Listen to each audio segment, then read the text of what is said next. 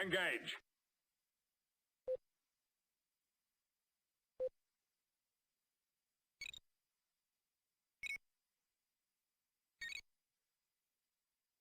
I'm not sure I have a specific recommendation.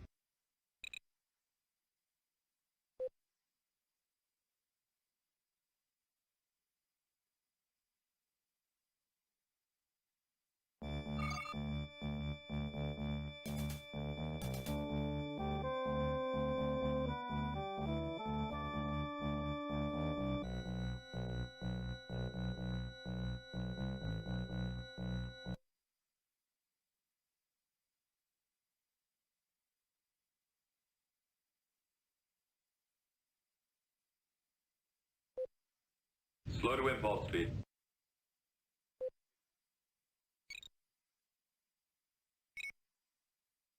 Stay calm, everyone.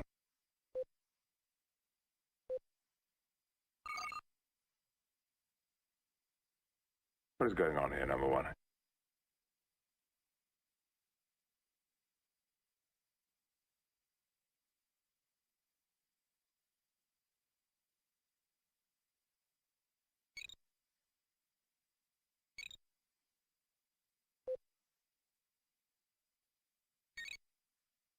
I'm not sure I have a specific recommendation.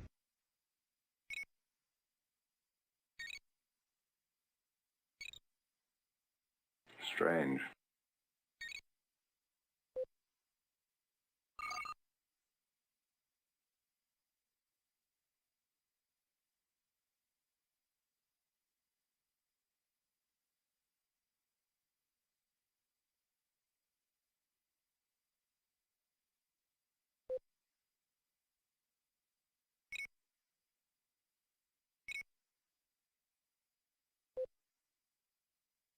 I'm not sure I have a specific recommendation.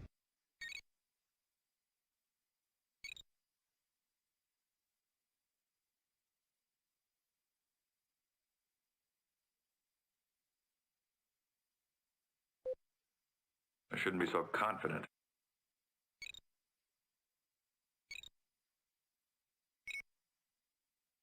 I'm picking up an unusual disturbance in the nearby quadrant.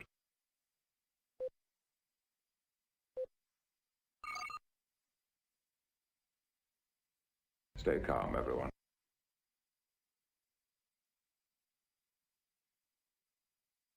I shouldn't be so confident.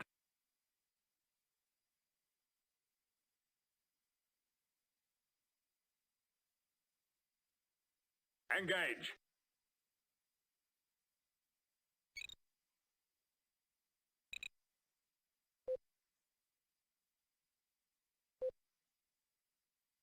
On screen.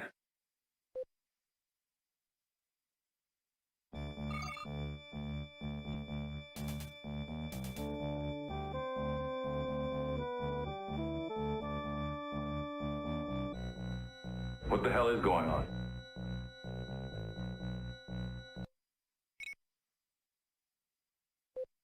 I'm not sure I have a specific recommendation.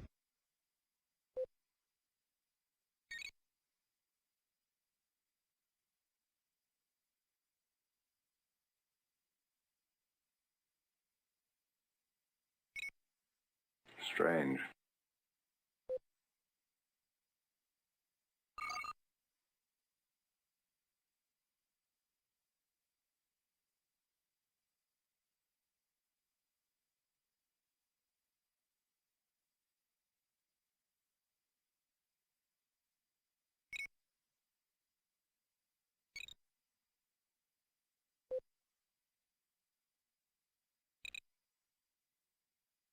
Make it so.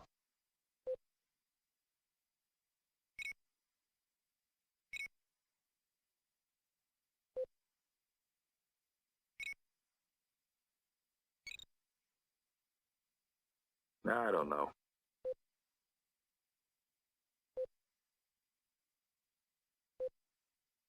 No response, sir. I'm not sure I have a specific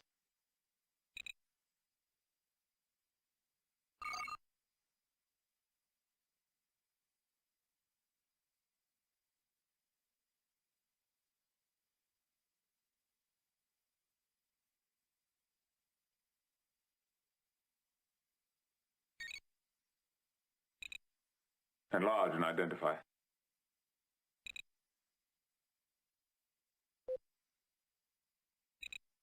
In my opinion, sir, they're gibberish.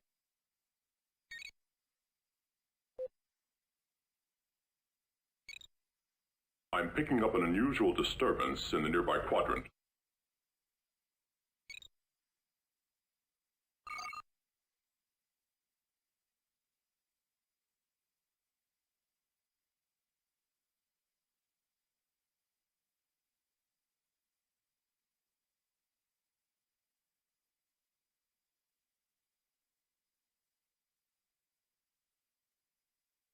Engage.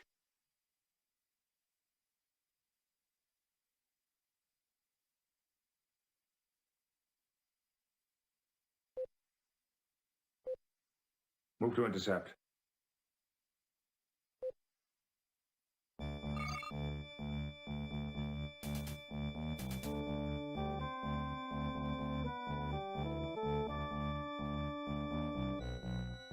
I shouldn't be so confident.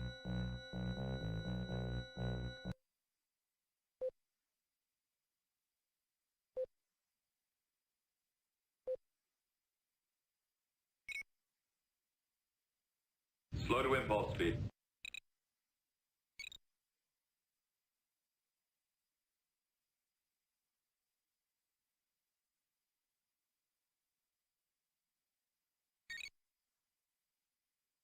I would rather outthink them than outfight them.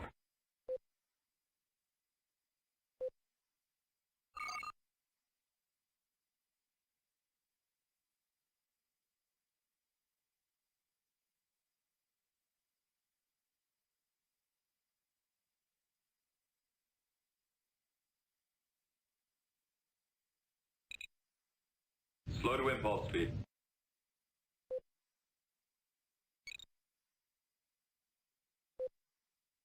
Stay calm, everyone.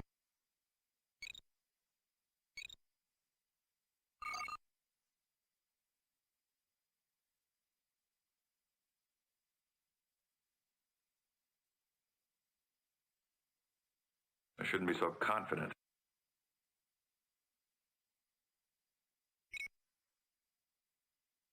Let's investigate.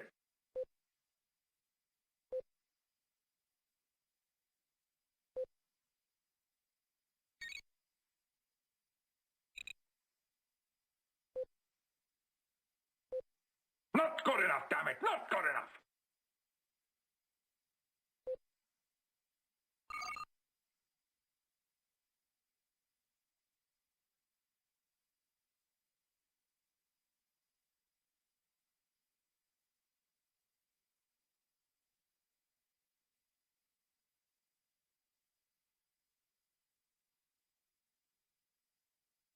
Engage.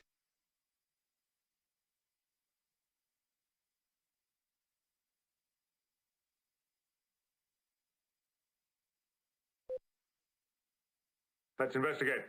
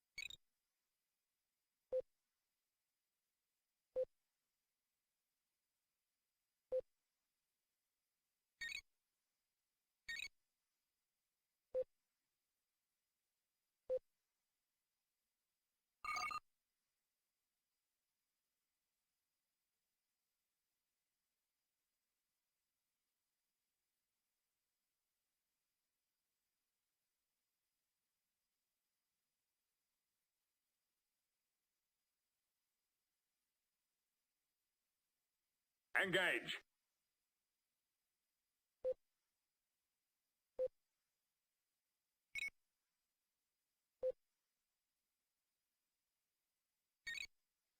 Slow to impulse speed.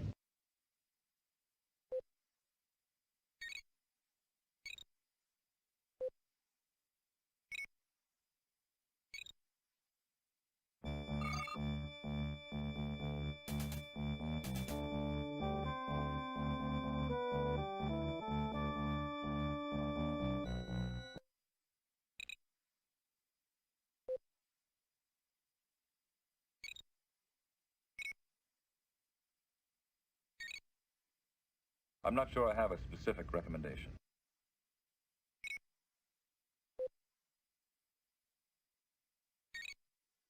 I would rather outthink them than outfight them.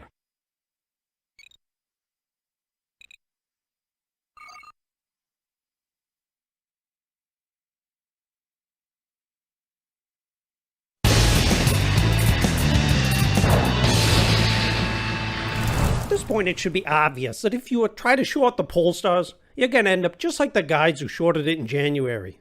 You're an idiot. The timeline's talk screw will run you over just like the tanks rolled over hapless soldiers in World War II. If anything, shorting these kind of pulls is what sends it higher. It's going to go up 70% from when they had a retrieval. Because when the bulls crush you, it's Pamplona, partner. You got to buy back your pulls at a higher price in order to close out your position. Have you ever been? Do you know I used to own shuttlecraft? Holy cow. They kill you just to get the box of donuts in your hands. So why the heck did so many hedge fund managers try to short this thing again? Why are regular sellers offering pulls? Well, they could have just gotten out of the way. Instead, they turned themselves into fodder for the timeline's talk shows, which is why Docile pulls are up 19% just today. They can probably gun it up to the mid-20s on the back of this latest short squeeze, and the plain vanilla sellers just walk away. Wow! You know what? Memo to all the sellers tomorrow. Take a breather. Go to the movies. Do something interesting. I don't know what's interesting. Watch some timelines talks. Go to work even. But stop selling your polestars and see what happens.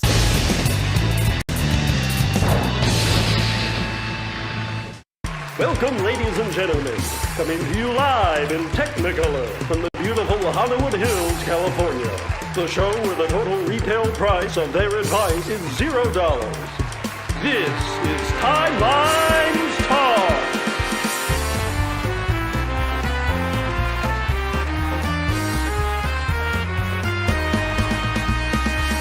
Featuring guest stars, Lorp action figure collector, Qowat, it's Stars and Garter. Also featuring, that's easy for you to say, it's Big Marchu. More like Command Dip Suck, look out, it's Automaton 2000.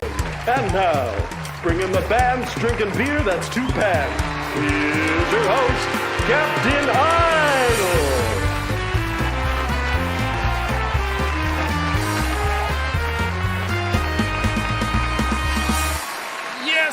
Welcome, ladies and gentlemen, to another edition of Timelines Talks, and I am very happy to be here this week. Yes, we are the 100% exclusive, honor-bound chat show devoted to all things Star Trek Timelines, and as always, I am joined by my co-hosts, Stars and Garters, Big Large McLarge Huge, I haven't buggered that up for a while, and for God's sake, man, it was in the intro!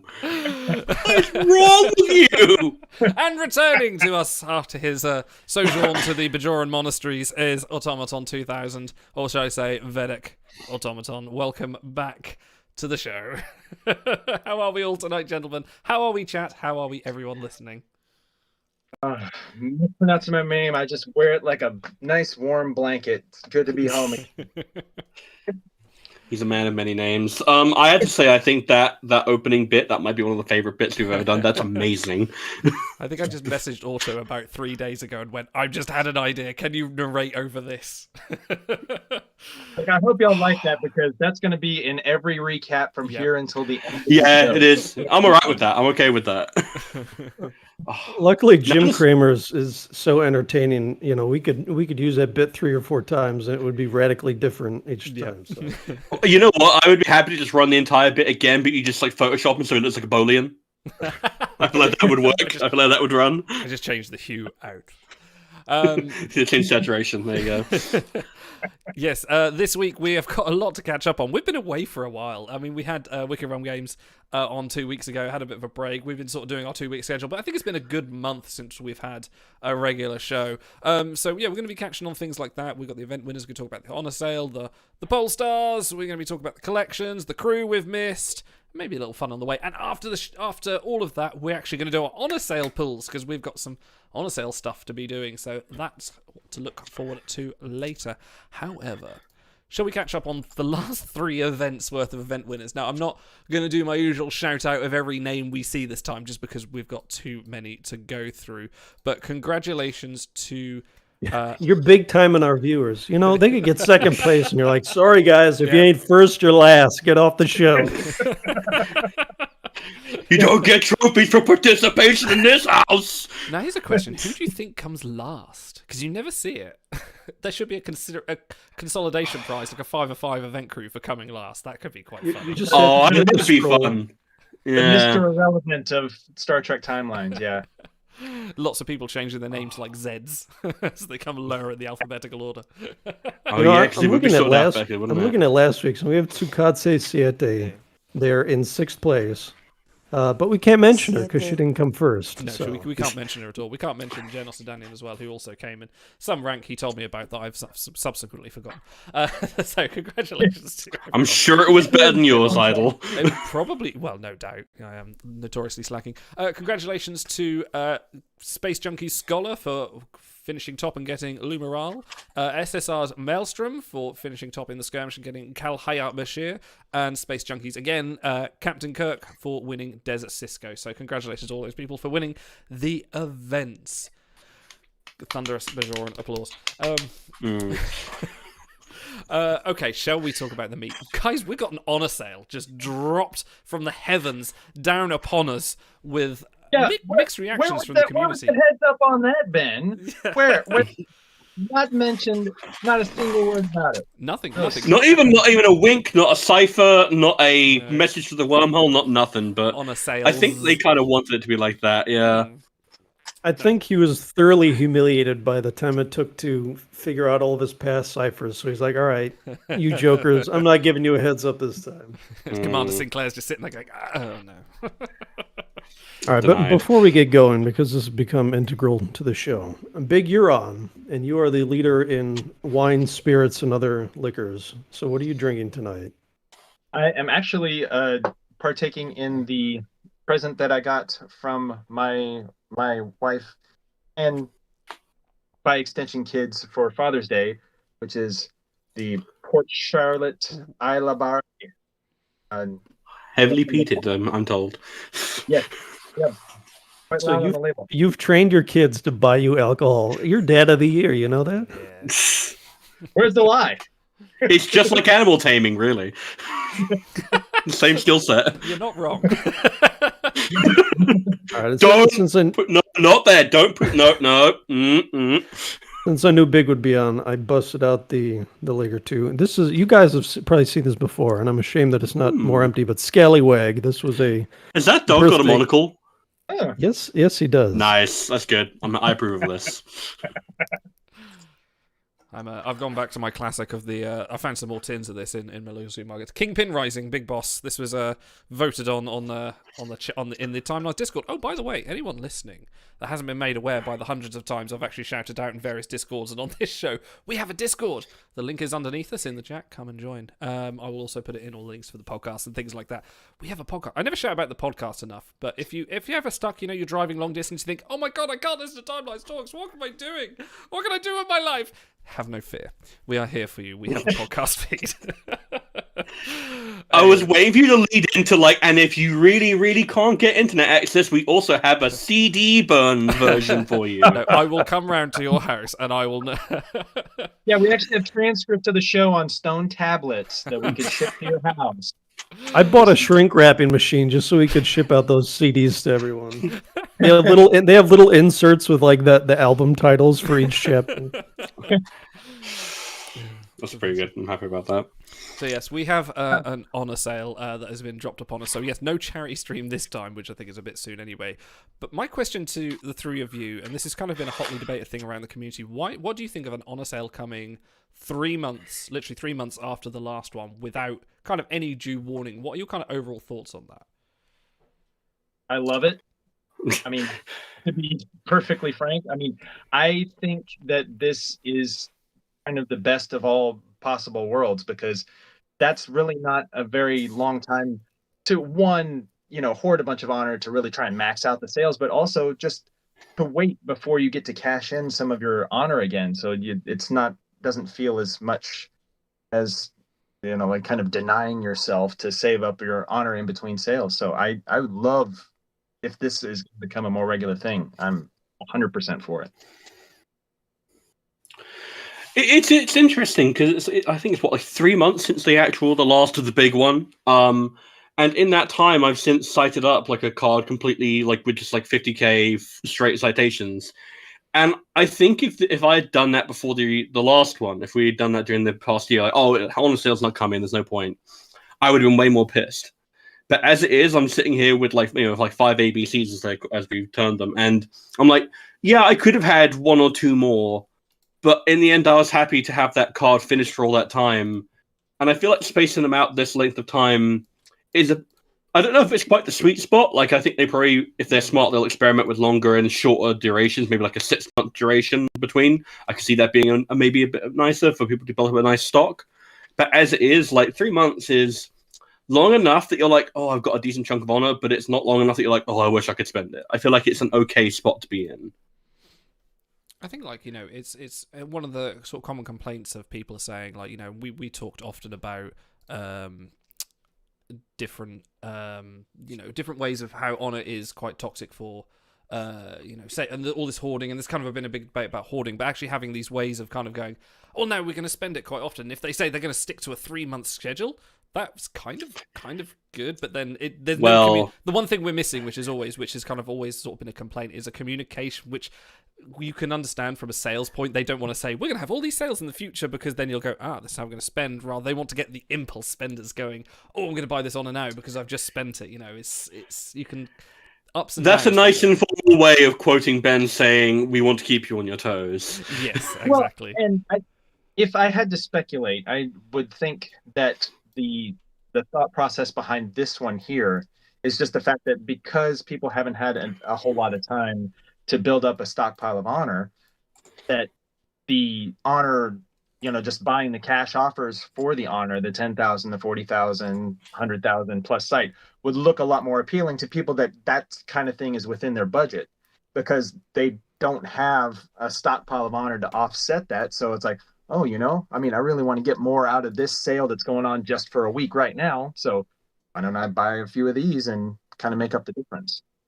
And it's actually, considering the low caliber of offers we often get thrown, some of these honor offers are actually okay value in comparison to some of them. Like, I don't know if you guys have seen the one they popped up today that's the exact same offer as last week, but for more with less packs and less dilithium. And it's like, you know what? I bet you they threw that up just to make the honor ones look better, because it definitely does. That is a marketing strategy. That's you have 2 products on the shelf. One is cheaper, but one is more expensive. Everyone just goes, oh, I'll go for the cheap one. It's the more expensive one, they don't expect to sell at all. They use it to sell the cheaper one and make money that way. So it's something about that. Where am I looking? Sorry, go on. Nope. I would advance a theory. Ben had told us in the past, and this is something that he meant to mention on the show and forgot. So in case you missed it, here it is.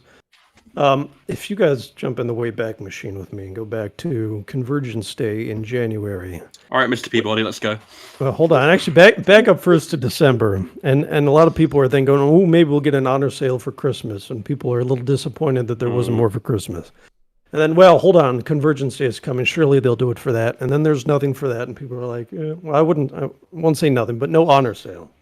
So Ben said, actually, we had sort of intended to do an honor sale then, but we had crew retrieval coming up. And they were worried that it would upset players if they opened 1 billion packs, to try to get a crew they wanted. And then a month later, they could have just plucked them from retrieval. So he said, that's why we pushed it back the way. So if their original roadmap was honor sale in January, then, this is 5 months after that. So that's not such a short period. Maybe they just fudged the numbers and they had June scribbled in their notepad from the whole time. So I don't know if that's the case or not. And, I've heard all the different arguments about it's bad for new players if you go too long and this and that. Just my personal opinion, I kind of don't care. I think a year is a little too long, but I mean, I've been playing this game long enough now that I'm sort of conditioned. If I have to wait a year for an honor sale, and that's what I'm going to do. And it does kind of suck after month 8, 9, 10, whatever. But on the other hand, we were talking about this pre-stream, and it's only been 3 months, so it popped up and we're like, oh, cool. But we weren't like throwing the graduation caps in the air and, oh, I'm going to break open the piggy bank. This is the greatest thing. We're just like, oh, it's cool. So they do have to try to find the sweet spot between what's going to sell the most honor packs, what's going to excite the player base the most, and what makes the most sense financially for them. Yeah, I do think like spacing them out a little bit more would be nice. But as you say, like going the full year, like, yeah, you get that one big high, but then the rest of the year it's like a real low. It's being able to space it out, I feel like, is better for the player base in general, to be able to just have lots of small happy moments rather than one euphoria and then the rest of it's like keep on getting on, keep on building up. You get euphoria every week at 8:30 BST right here on Timeline Stocks. You get that weekly hit, bi-weekly hit. You've exposed my secret. There you go, you bastard. Let's get a message in the morning. I can't quit you. Low Cost Monkey in chat says... Just in the morning, if I were lucky. Is the timing and effort to get us to open our hoarded packs before the upcoming portal update, maybe? And that's another kind of, I would say, semi-legitimate kind of idea that, that we know there's a portal update coming soonish. The idea of people going, I need to spend my honor. I need honor for this sale. Let's like Cold did on our Space Junkies Own Cold on our Discord last night. Opened a ton of packs in our voice channels, and that was him saying, I need more honor. An exact kind of strategy. Maybe that's a strategy for that. So we could see a common recurral of honor sale, elusive treasures, portal update, maybe. Okay, so I have a thought on this, right? And I think it's kind of indicated when I watched Cold open those 200 packs, which, by the way, like, it wasn't like streamed or anything, but like, if anyone wants to come and do that, they're welcome to do that in the Discord. Please. Like, that's another thing we can offer. We're more than happy to pop in and like, wish you luck or give you behold advice while you're actually give you a hard time. Yeah, or just Another reason to join the Discord if you're on the fence about joining it is if you like watching that kind of stuff, that will pop up every once in a while. Just exactly. Feel free. We've got 2 voice channels. I can always put more in if people demand it. It's for you guys to use. I love channels. 25-man Starfleet raids. Is that what we're doing? Yes. Yeah. But watching him do that and watching, like, I think it was like 25, 30 begolds in the end, and like there was a few all immortalized, which sucked, but it happens when you get to that point in the game. And I was watching that, and I'm thinking retroactively, and I'm thinking, how different would that actually have looked if he had waited until after the portal update? And I think that maybe 5 of those beholds would have looked different with a slightly different gold in there. And then of those 5, how many of them would have been good? How many of them would you have actually wanted? And in the end, it's a case of retrieval remains the #1 best way to retrieve it, to get a specific crew. Pack pulling has never been and will never be I almost don't want to say it's not acceptable, but because it is obviously acceptable, but it's the most inefficient way to try and target a crew by pulling normal premium packs. I think you guys can all agree with me on that. If you're searching for Lucon or a specific Worf, pulling 200 premium packs, that's pissing in the wind, really. Well, actually, and every time they update the portal, that only makes it worse. Yeah. Your odds get longer and longer of pulling any one specific crew that you might want.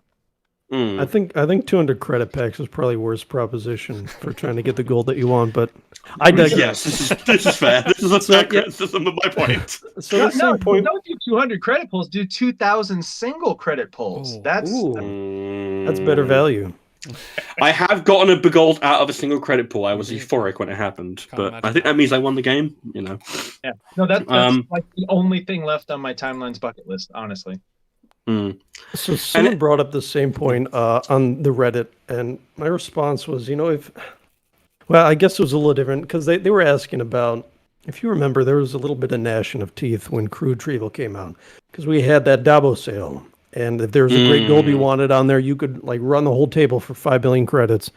And then they found out the crew retrieval used it. They're like, "Oh, this is terrible value." No, why did they make us spend our credits? I'm like, hold on a second. When this sale dropped, everyone was in agreement. This was like 5 million credits was like, I guess it was 10 million to run the table. They're like, "Well, this is peanuts, to get the crew that you want, and this is better than any other value we've had in the past." So like they could incrementally keep improving the value, which they have, by the way. If you guys have been playing for 3-4 years and you remember the sale of Starry Skies schematic packs for $10 that they used to foist on us, like they have improved the value over time, but you can't be stuck in the fear mason. If they make value better in the future, then just look forward to that and you can enjoy it when it comes. But it's like if a sale pops up, just blow your load, have fun with everyone else, and don't worry too much about it. Yeah, and something else to keep in mind is that, like, to follow up on the point of like opening premium packs is the worst way to try and target a gold. Think about the fact that, like, if you wanted a specific gold, and just think about the odds of getting a specific gold that you want. How many golds are there in the portal now? Like 400, and then they're going to add what 50, 75. To the, is that about right? I don't know. You would probably know the math better. And it would depend on how long the period is. Like, the odds on that are astronomical. The odds. And, like, you're way more likely to get however many or immortalized like golds before you ever find the one that you want. So going for the honor, the sheer, just going for the amount of honor, and then getting the citations so that you can cite the crew that you actually have and improve the crew you actually have, as opposed to pining after ones you don't, is always going to be a net win over chasing wildly into the portal. I think what Stars is saying is buy dill straight from the store and then buy the packs that you want, and that's the best value. Oh, who's the WRG shill now? What you should do is you should save up dill for ages in anticipation of your favorite character being added to a 6-pack, and then blow it all on stream, and then everyone will play that clip over and over again for the next 5 years. And then you think about it and you go, yeah, I do play this game. Okay, so we have a billion topics to cover tonight. So before we close out the honor sale section, how much... now, I require answers from all three of you. How much better do random begolds feel now that like 80% of them have a collection that you probably need help with? So much better.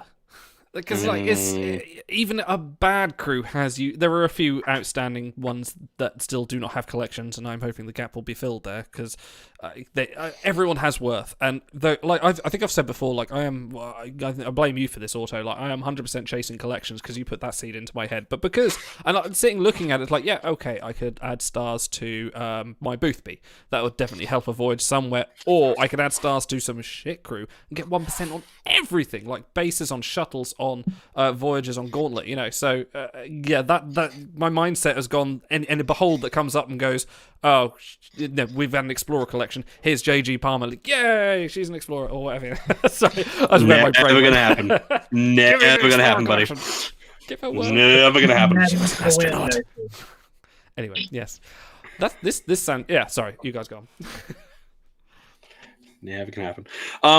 It does massively improve like the proposition, and like to be fair, I say that as someone who, when I had a behold and there were like 3 bad choices, I'd be like, which of these episodes do I like? Which of these characters or actors do I particularly like? And I could ameliorate the disappointment that way. But now being able to go, I like that character, and they've also got a collection, does take the sting out of it. It adds to the long term ability of it. Look at Will Scarlet. Will Scarlet went from just like, okay, he's a Worf, he gets events, to, oh, he's in lots of useful collections. Fantastic. Like, went straight to the top of my list. Awesome. No regrets. Hero collection. Yeah. Also, crew like that I don't think I ever would have sought out, like a Duelist Torres or that just really don't, 2-skill crew, not really useful for all that much, that I would never have sought it, because I'm like a Voyage's first, Voyage's second player for the most part. So, but once you have a pretty solid roster of top Voyage crew, you're kind of topped out at where you go from there. So having something that increases the depth and breadth of things that you can call useful is a great thing. It adds a lot of value just in pulling your packs and your golds, and it's like, oh man. Yeah, and speaking of, we've got like Android collections coming up. That's supposed to be the next one, which has been delayed, I think, in the latest one. As soon as they said Android collection, I was looking through and going, oh, finally, a lot of my datas are now going into the realm of site worth, apart from the odd event work that I never even look at, like Detective Data. He's costume great, but like wasn't looking at him twice for any other event work, really. But you don't What want do you mean he wasn't dominating those expeditions? Fourth time? Me and Big Brain went to the exact same fucking place. I'm so happy about that. But I'm also going to tee up a bit of a segue for you, where it's a case of every crew having a collection and all those collections being expanded. Like, that turns seeing a crew that is a bit of an Edsel, as Tom Paris would call it, into something valuable. And I can't think of many crew like that are on that level, such as the Jett Reno that's currently in the campaign. Yeah. So that's your segue. Is that my segue? Well, We're going to jump to the end of the show notes, are we? Yes. Hold on. I'll give you a different segue if you want it. Because Robert Kaiser shares, it said he's always looking for good side advice. Walt Koenig plugged Idle and Stars, but, not me, for the good side advice he got in the Discord. So we have a channel in the Discord now. If you guys want side advice on your roster, we've done some videos before. You can hop on there, make a request to one of us. And we've taken up the mantle of we will produce it in any form you want. So if that's poem in iambic pentameter, if it's video, if it's text-based, story adventure, haiku, interpretive dance, however you guys want your site advice, we'll give it to you. So there's an option. Subliminal message, that's another one. I'm a fan of that one. Inception. We can plug the idea of your roster being decent. Fight your crew while you sleep. Brilliant. So have you had time to find Jett Reno yet, or did I vamp for nothing? Oh, okay. No, I thought we were going to carry on. I thought you were going to segue into something else. Okay. We will skip on to this month's campaign and professionalism. No, of course we are. And once I've sorted out our atrocious video layout here, hang on a second. This is because Stars was fashionably late as always. Let's bring up. This month's campaign features, it's Pride Month again, and as like they did last year with Stamets and Lenara Khan, we have Jett Reno and Grey being your campaign crew, and we've spoken about Grey before, and we won't go over that, but we will talk about Jett Reno. Now, I have a little bit of personal experience with Jett Reno because I got the crew for a 1 of 5 from the event, and like you do with most 1 of 5 crew, they languish in sort of limbo for ages, but I managed to get her 5 of 5 from just begolds, just straight off. Never sighted her, so I have a 5 of 5, and she is functionally useless for me. I have never used her in. I don't know if her events come up yet, and I skipped it maybe, but she's a 2-skiller with nothing much other than collection value for me. A great card, great character, but yeah, please. Well, actually, I'm going to be technically correct right now. She does have the ship ability, which I think most people have touted as being like it's not. Don't think it's quite as good as like Locutus or Mirror Spot, but it is quite a big chunk of attack and crit bonus, I believe. So she's usable for that. And I also have some other good news, which is I was reading an interview with Tig Notaro the other day, and apparently she has extracted a promise from the showrunners that she will never, ever, ever, ever be killed off. I saw that. Plot armor. Fantastic. So you have guaranteed yourselves however many seasons Discovery runs for, she will be getting event work and variants. So there you go. Okay. I hope they kill her off in the next episode just to screw with all the fans.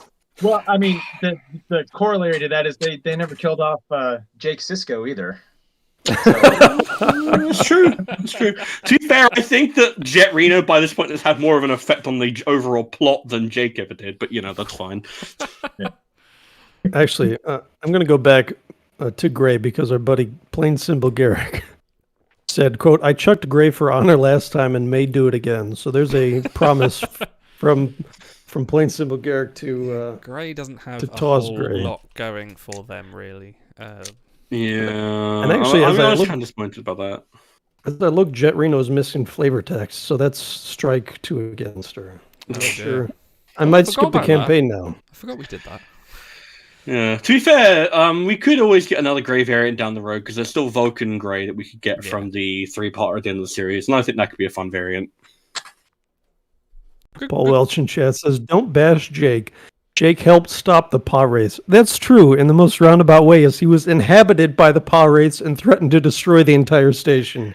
He did I actually hate to help. point that out, but that literally could have been anybody. Literally. I want to see paw race Court no, versus Captain O'Day! Like, paw race Molly O'Brien holding her teddy bear. Oh dear. the teddy bear is glowing eyes. Yeah.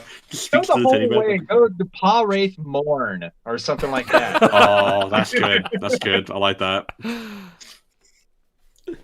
I feel like the prophets would pick Morn for their champion. He's so, he's a white knight, really. Oh, look, Well, he's so erudite and well learned. You talk with him and you feel like you've learned all there is to know.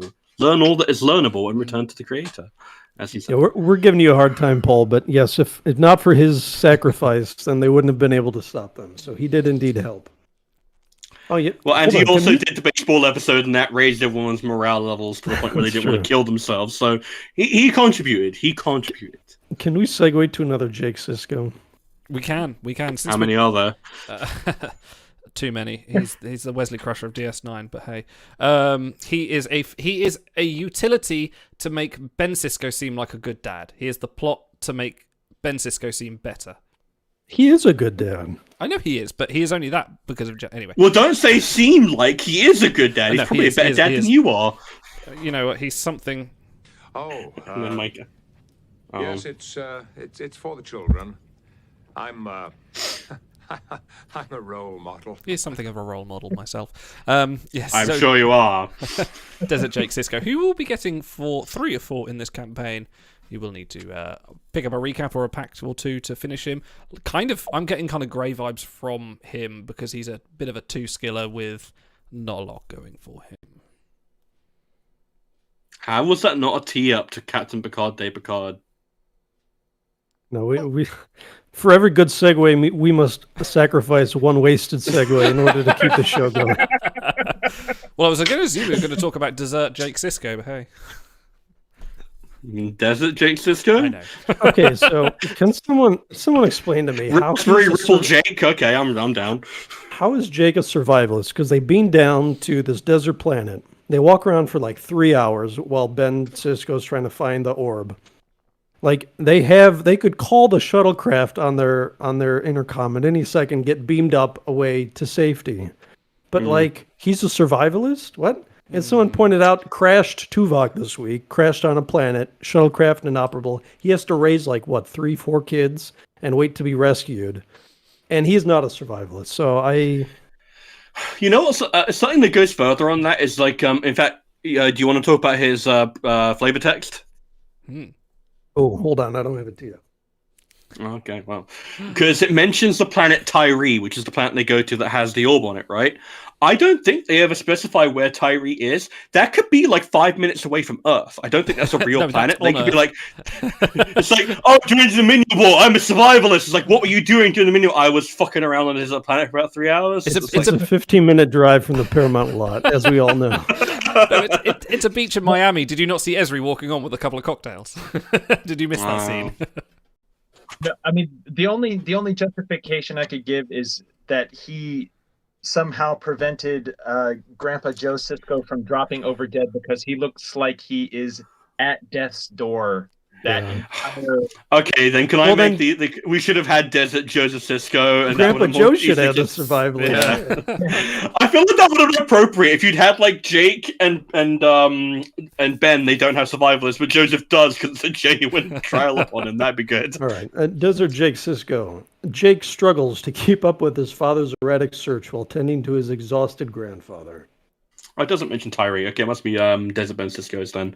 But yeah, it's like they never specify where that is, and I always thought this isn't behind Dominion lines. They're just here on a shuttlecraft. Are they just fucking about in the Alpha Quadrant while like a war is being fought? Pretty much. It's like okay. Okay, so that's one hell of a sabbatical. Do you guys think? And this is, It's that meme with the butterflies. Is this a collection? So we had Desert Ben and now Desert Jake back to back. I think we have, 7 or 8 Desert Crew in total. Few, yeah. Are we getting a collection there, or are they planting the seeds for a possible collection? Well do. Desert Or do they collection not would give make a crap? sense. What skill would you give a desert collection? What prize would be in a desert collection? Probably hat. command. Yeah, that makes sense. An avatar, I feel like. I think if you're going to survive, well, yeah. Here's the thing. You have I got to pull it up now. You have Desert Ezri, who's a 1-star. Desert Michael Burnham is a 2-star. Now, I don't think there are any vanities in the game that have 1, 2, or 3-star crew. They're meant to be a little more difficult to complete, which is why they're vanities. So maybe they wait till they have 10 and do like a small stat booster. I don't know. Not impossible. All I know is that when the collection comes out, I want it to be called Just Deserts. Just Deserts. Yeah. Wow. Will it into Look, just because stars had it happen doesn't mean everyone can come on here, And, although I have to admit that is pretty good. Yeah. It's not bad. I bet, you know what? Let's go with the vanity and make it like Holodeck Enthusiast. And if you do it, then you get riding on a horse Cyborg. There, that's fine. Okay, yeah. Why not? Why not? Yeah. You get that. You get like stranded Picard, like laid out on the stretcher in the cave thing. You can definitely have a too Desert violent. Wesley in from the final mission on the beach. Not on the beach, in the sand on the planet. I assume any sand is a beach. It was probably on a beach. Oh no! Let's be real. You know what you ought to do? You ought to do that. What was the captain's name? The captain of the shuttlecraft. Oh, the drunk who died. I can't remember his name. Like have him Is that the wrapped next up Bond in the film? cocoon after he tried to freezer the water. Sorry. Have him in the cocoon. That's your 5-star reward for your desert. Okay. Yeah. To be fair, that's on par with WRG, like with like the 5-star. Like, never forget the Triple Quark is in that episode for all of 3 seconds. Doesn't have a line of dialogue, and his ship ability quote is stolen from Dax from that scene. By the way, hang on. What is his flavor text? It's he has a decent flavor text, but his ship ability quote is straight up stolen from Dax. So Actually, whenever the voyage dilemma pops up where you have to save the captain or save the prisoner, I always think about final mission. And do I want to save that piece of shit, ornery captain, or do I want to save Wesley Crusher? I'm like, I always wonder about those like dilemmas. Like, do you think that like the outcome of each one is still canon in the other? Like, how when you save the prisoner, like the captain is like a massive piece of crap who was like mistreating him. Do you think that is still canonical to the other version where you saved the captain, and that means that you technically saved the captain when he was a douchebag? Am I thinking about this too much? I haven't thought about anything in this game being canon, so fair enough. Speaking of being in the desert, to quickly segue this away, shall we talk about the gold we missed last week? Desert Ben Sisko, Command Dip Med, Voy rank over 1,000 with no collections, and I've seen a lot of the community go up and down on this one as well, because some people are like, it's a Sisko, he's pointing. I know pointing is a fan favourite thing at the moment. And it's a Sisko, we should grab him, he's main cast. I didn't go for it. I just didn't. I don't know. Didn't grab me. Didn't enthuse me. Guided by a vision from the prophet, Sisko scours Tyree for the orb of the emissary. It's over there. So he's a bit of a disappointment, because when you hear Command Dip Med, your immediate instinct is like, okay, but what's the order though? What's the order? Yeah. Because if we'd had Command Med or Med Command, that would have been incredible. That would have been astounding. As it is, it's his tertiary. It does make me happy though, because that makes Sisko join the sort of Renaissance Men club, where he is one of the few crew in the game who has one variant has one of every skill in the game. Like Chakotay, for example, has Command Dip Sec, Eng, Med, Psi. I'm glad you brought it up, because I was going to bring him up if you didn't. Yeah, it's like certain characters like him. I think Riker as well also has every variant. Like, and it's a nice bit of symmetry. It kind of represents how multifaceted a Starfleet officer should be. He's not great statistically, but I like the art. I like Ben. I actually quite like the episode, even though it's kind of nothing. And I don't know, I could see Spiritual being a collection. I think it's a bit of a shame, And I think probably strategic that they took out the common, inspiring, and or diplomat collections that Ben Sisko's often are in. Yeah, I think it's inspiring, especially in this term, because he is inspired. Not just inspired, but he's an inspiring captain. That's kind of like the default they put on Kirks, isn't it? Every Kirk is inspiring, I believe. I think and the whole reason for that episode being set up the way that it is because he's drug everybody else out on this mission. Because they trust that he knows what he's doing. So if that's not inspiring, I don't know what is. Well, yeah, and it also feeds into the grander narrative of because I believe that episode starts off with a shot of the fleet, and they're absolutely fucking trashed by the Dominion, or maybe that's season 6. I can't remember. Can you imagine? And it's oh, we got to get Ben back, or we're going to be fucked in the Dominion War, and then he comes back after being revitalized by the Orb of the Emissary, and it's that's not inspiring. This story beat isn't inspiring. Okay, I guess, whatever. Can you imagine, Ezri Dax, just being assigned to DS9 and kind of going, just to talk to her superiors on the transfer, my crazy new jazz captain, he's dragging me out to some remote desert planet because he thinks his mother's in a box, and apparently I'm his best friend now. I don't know. What the fuck? Yeah, but that whatever admiral was in charge of that transfer was and what's the name of this crazy jazz captain? Ben Sisko? Oh, okay. Yeah. Yeah. No conflict of interest here at all. Well, the thing is I like to imagine that whenever this sort of thing comes up, the people at Starfleet Command look over at the giant scoreboard that says Dominion War casualties, and there's a gigantic empty patch where it's what would have happened if all of those Dominion ships had come to the wormhole? And they're yeah, we probably owe Ben 1 or 2, right? Yeah, probably just let this one slide. Yeah. Dude, I've given Burnham some guff before for being the answer to everything. But if you rewatch DS9, Sisko is Burnham on steroids. He's a literal god. Yep. He is planets Moses. of people. Yeah, I know. And it's sometimes I'm Actually, no, it helps that he fights it at every point. He's he doesn't say, want any of it, and he's more like Brian. His life of Brian, because he's I'm not the Messiah. I get you a little bit, but it's when you think about it, isn't every Starfleet captain essentially if you want to use which I think is a sexist term, the Gary or Mary Sue of their story, where not Archer. Kirk is, I feel the narrative tries to make him into the first Starfleet captain, the captain of the Enterprise, this founder of the coalition of planets, the man who founded the Federation, and it just falls flat in the face. In name only. In name only, exactly.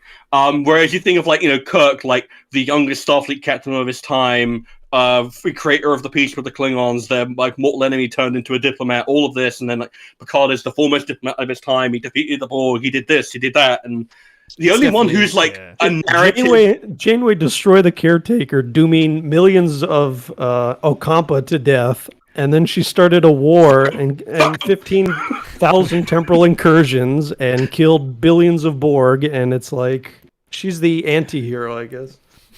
Guess what? That makes me want to root for her even more because she's the only one who's normal. I vibe with Janeway. I think that's what most of us would actually end up doing. I'm depressed. I'm going to sit in my quarters for 3 months because there's nothing outside to look at. That's me. That's me.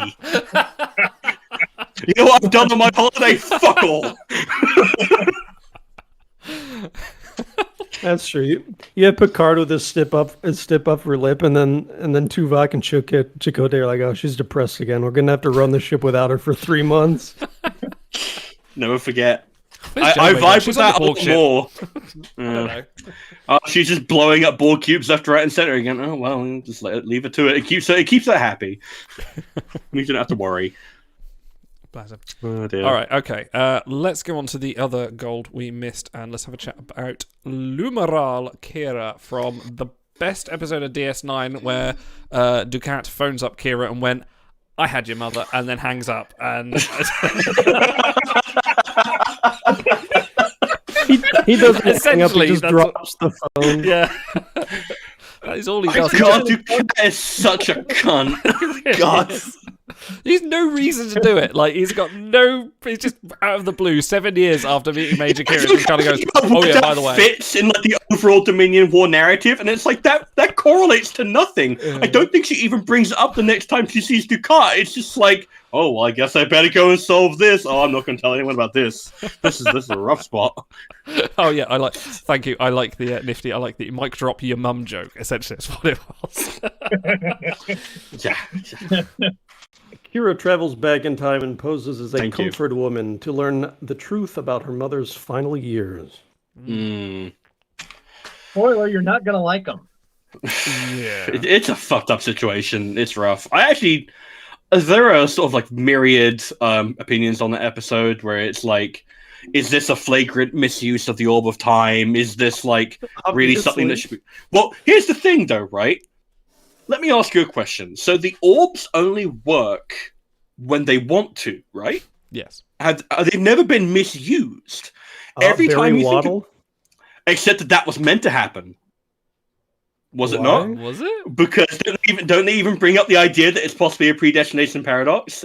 And Doma and Lux, and I think Sisko's like, no, it isn't. And it's like, how the fuck would you know, Ben? Maybe it was. Well, maybe the orbs knew that its Star Trek anniversary was coming up, man. Exactly. They are literal Deus Ex Machina, and they clearly don't want to be. They can't be used unless they want to be used. So maybe this was an orb. Yeah, exactly. So it's like, I feel like, it's a flagrant misuse. Just take the L on that one, Stars. You can have every other instance, but I don't think Barry Waddle is like... I don't know. I'm sure I could bullshit together a reason why there's some integral character development moment that happens on an episode that has some thing on the Dominion War. It's all a complex puzzle. I mean, it's like you're talking about misuse of it. I mean, are the instructions written on the side of the box or something? I mean, is there set rules on this is when you use an orb, this is when you don't use an orb? Very hard pulling on the ear if you misuse that box. Yeah. See, this is why I think that it's actually a case of the prophets just are like, yeah, you can use it. Or they say you can't. And it's just a case of they get to decide when you do and don't. Is it Because I linear? think in the episode... Is it? No, it's not linear. It's never linear. Because they even say, oh, come on, like Colonel Kira learned how to use the orb. How? If Barry Waddle can do it. Maybe the instructions are written on the side. I don't know. That's why I think it's a case of the prophets were just like, no, this has to happen. They know. They know it has to happen. You get an instructional meditation tape through the post 5 days beforehand. It's like, clear your mind. Believe in what you want to believe and you will be there. And you have to pay $25 a month to some shill on Bajor. Oh, you know what? The Tribbles were essential to the Dominion War in some way. That's why the prophets allowed it to happen, because that brought the Tribbles back to life. There you go. That's why. I justified it. I'm sure there's a Star Trek novel that justifies it. For any fans of the show 24, Kira's mom in this episode is played by Jack Bauer's wife, Terry Bauer. So. Oh wow, that's a pull. Yeah. Wow, so, I did not know that. I know 24 has tons of Trek alum, including Gregory Itzin as the evil president. So. Oh man, I want to go watch 24 again because I've forgotten her storyline. And if I remember, well, I think she's Didn't like she die? season 1 and part of 2. Yeah, they kind of. It's like 30 years old. So yeah, Terry Bauer dies. Yes. Yeah. Shocker. Oh wait, what am I thinking of? Oh no, I'm thinking of the other agent that has an affair with Jack. That's who's actually okay, yeah. Anyway, all right. Yeah. This isn't a 24 talks. Get out of here. I do want a 24 podcast, but let's save it for. So talking about Luma as a card, as a thing in the game. Card. I mean, I think we're basically all in agreement that she's a very lightly reheated Breen disguised Kira, right? Yeah. Because she doesn't have the EV suit collection that she has. She hasn't got she's like rank 24, and Breen's suit is like 7 or 8 in terms of Voyager, or 2. I can't remember. The Voyager ranks have shifted around so fucking much. And I was talking about this with No Name Namer, and he was like, she'll never make a Voyage seat if you have Breen Sky's Kira. And I was like, cool, I don't have that, so then I will go for this. This seems like a decent swap out. And I believe she's DipSec, which is the rarer combination. So if that's a weakness, if you have a weakness there like I do, then that's worth going for. In another edition of Old Man Shouts at Clouds, I was on the show months ago when we were flipping through the pages of Dexa and the Human Saru, and I said nuts for the winter. And in the meantime, we've had so much garbage. Like Voyage rank, Adam, what was he? Voyage rank 274 on release? Yeah. And No, it's 208, I think. No, he's 274. Hold Big on, space says it stop all. the show. Stay big here. Be nice. Voyage rank 4, you said? Yeah, that's correct. So we've had so many bad cards, and so this is like a breath of fresh air. You know, this is opening the room after you've been working out, and it stinks a little bit. So this is a good card. You're going to get events. Besides the skill set, her Voyage power is the best since that vaunted Mega. She does have a collection. She has some off-center traits, so it's like this is if you grabbed her, good for you. I'm sure some sites wouldn't go amiss, and if not, she'll pop up for events down the line. And she'll be easy to retrieve because she's got that really cool Temporal Agent trait, which is very rare. I like that one. Majoran would do it, wouldn't it? That would do it. Back in the unless they release any more temporal. Oh, they could. Actually, I don't know. Any other Temporal Agent Majorans? I can't think of any. Can't think of any. No. Anyway. Yeah, she's Void rank 25. I didn't grab her, but then I'm lacking in Kira's. People have berated me for my lack of Kira's. I've passed over Decoy Kira far too many times, and yeah. Anyway, okay, let's move on to. Well, we had a giveaway, which is still going on for people who haven't checked their achievement screen. Really go and look at that because we have. Oh, play again. Yes, Thank you. It's for the children. I'm I'm a role model. Yes, we have Captain Picard Day Picard, which is such a mouthful. Why didn't they just call him Role Model Picard? Would have been much more palatable. Yes, you can grab a double collection hitter in your achievements and in a giveaway, which I don't know if I think that must still be open as well if you haven't done that already. It is. Yeah, but honestly, this is a giveaway card. I think definitely he's got the collections which you'll get in 4 or 5 for. But there's not. He's a Picard. Always happy to have more Picards. They've kind of gotten steadily worse. Have you noticed that? Like we started off with Bones McCoy, who is still kind of singular in his thing. Will be getting an event bonus tomorrow, by the way. If for some reason you haven't frozen. And then we had Homestead of Janeway, who was like decent at release, is still pretty good. Survivalist, exobiology, cool. George and Gracie, fun if not great. You forget Gadira. Well, that was not a planned giveaway. True. Okay. All right. Yeah. Barrett was fine. Yeah, it was fine. For a school holiday to celebrate the ship's captain, a reluctant Picard must pick winners from students' art projects. And then, for some reason, decides to save them for 30 years and keep them in his archive on Starfleet Command. He's a sentimentalist. Thank you, Robert Kaiser. We'll get beamed down with a broken nose Kira from past tense, and then she can have temporal agents. So thank you, Robert Kaiser. When her and O'Brien are walking around, if we could get her with the little flower, I'd love that. That'd be great. That'd be a good one. I would eat that. Yeah, that'd be fun. Okay, I'm going to defend this card because I think he's just fine, and I think if you want to cite him or you did cite him, I think you are correct to do so. All right. So, how many crew can you use on your voyages? Now, I know the people watching are generally a little more involved with the game. You probably use community tools and stuff. If you've ever used the old I Am Picard or I Am Tosk tool, it'll give you a printout and tell you which crew it was selecting for which voyage combinations. And even if you have a really deep roster and the differences are minimal, you look down that list and it'll select maybe 40 crew if you have a really broad roster. So maybe 40 of your golds are going to make voyages. After that, what are you going to do with your golds? Well, either gauntlet or you wait for events, or now the collections are blossoming, maybe that. So he's not much of a Voyager, fine, but like Picard is going to get events until the end of the game. He has 10. Oh, yeah, easily. Hey, when was his last event?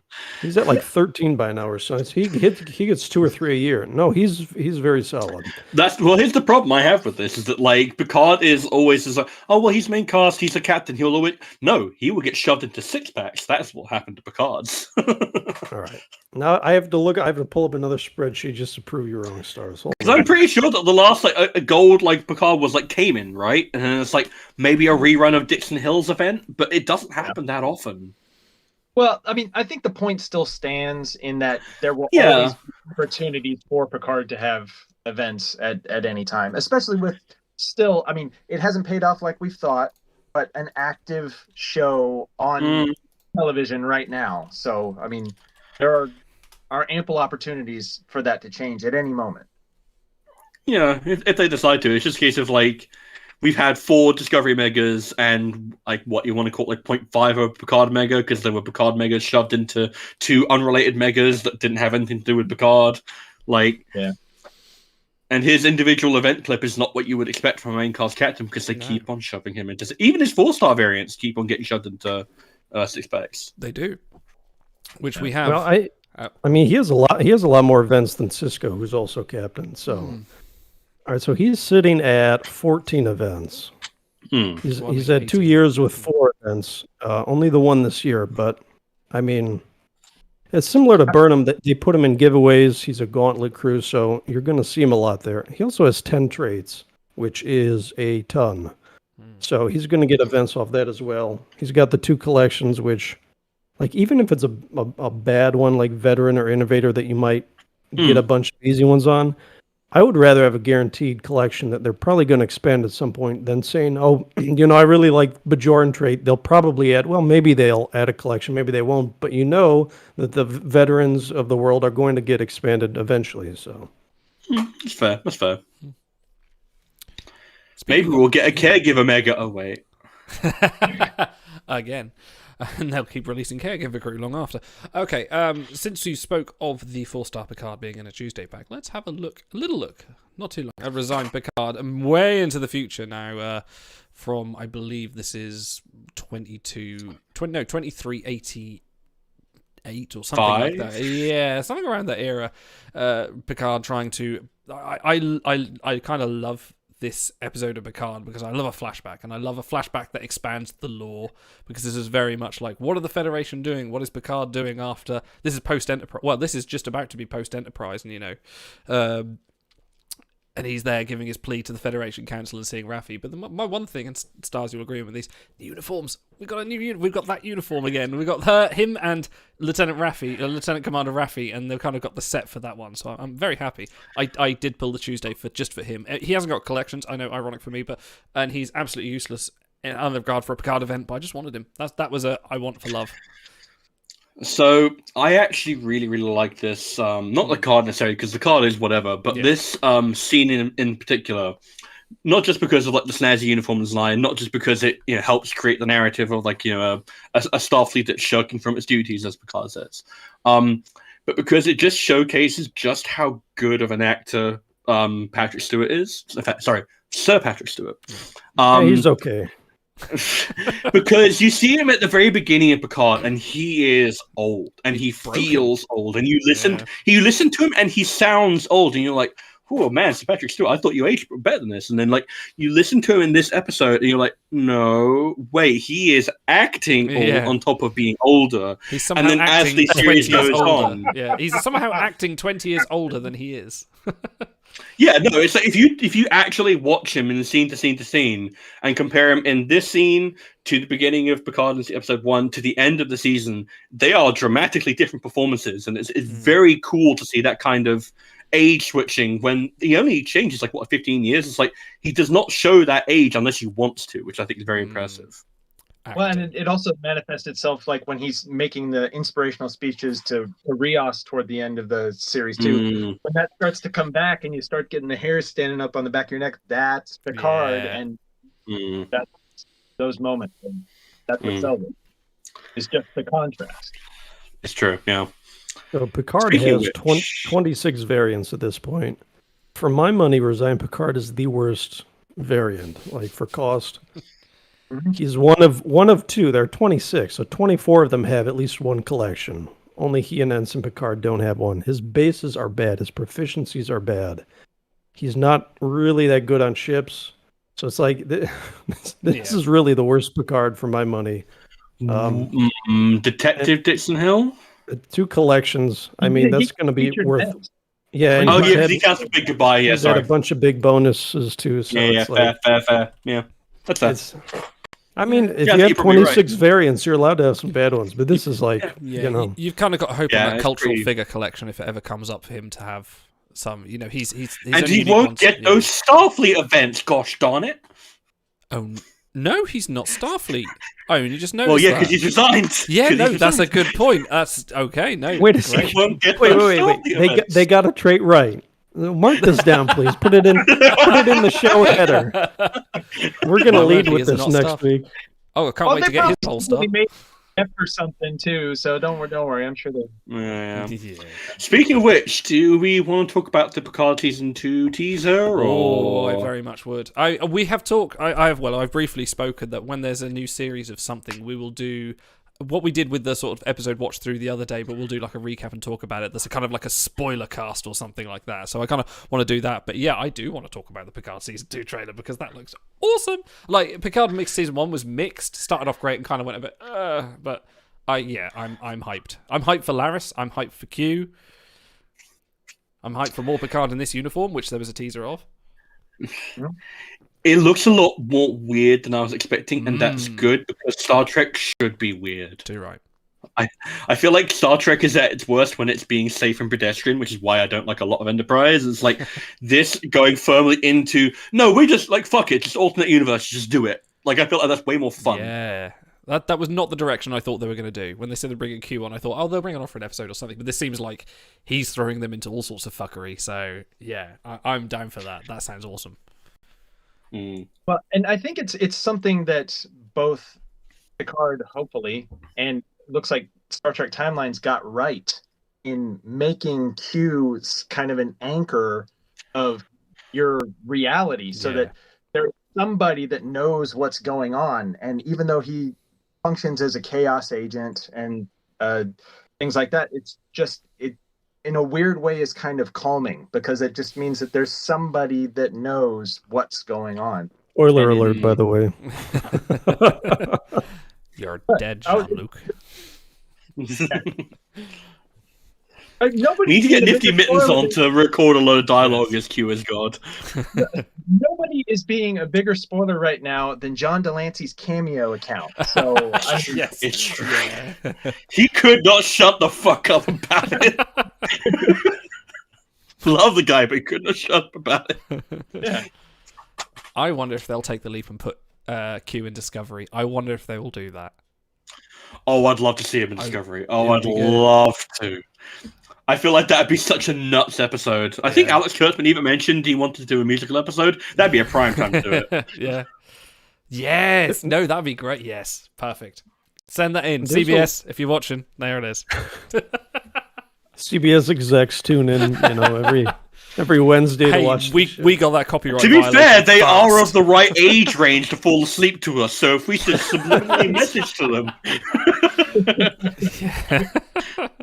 I normally hate the shoehorning stuff like from across series. Like, oh my god, that Enterprise episode where they discover the Borg, and then Archer gives that line at the end. He's like, "Oh yeah, the line at the end when Archer's like, the line is the worst." Archer's like, the Federation will discover them in about 163 years or whatever the fuck he said. That's like, oh my god, just just like blow the fucking air horns, bring in the trumpets. Like, this is such a clown fiesta at this point. Which one was worse, that episode or the one where they shoehorn the Ferengi in? I kind of like the Ferengi one.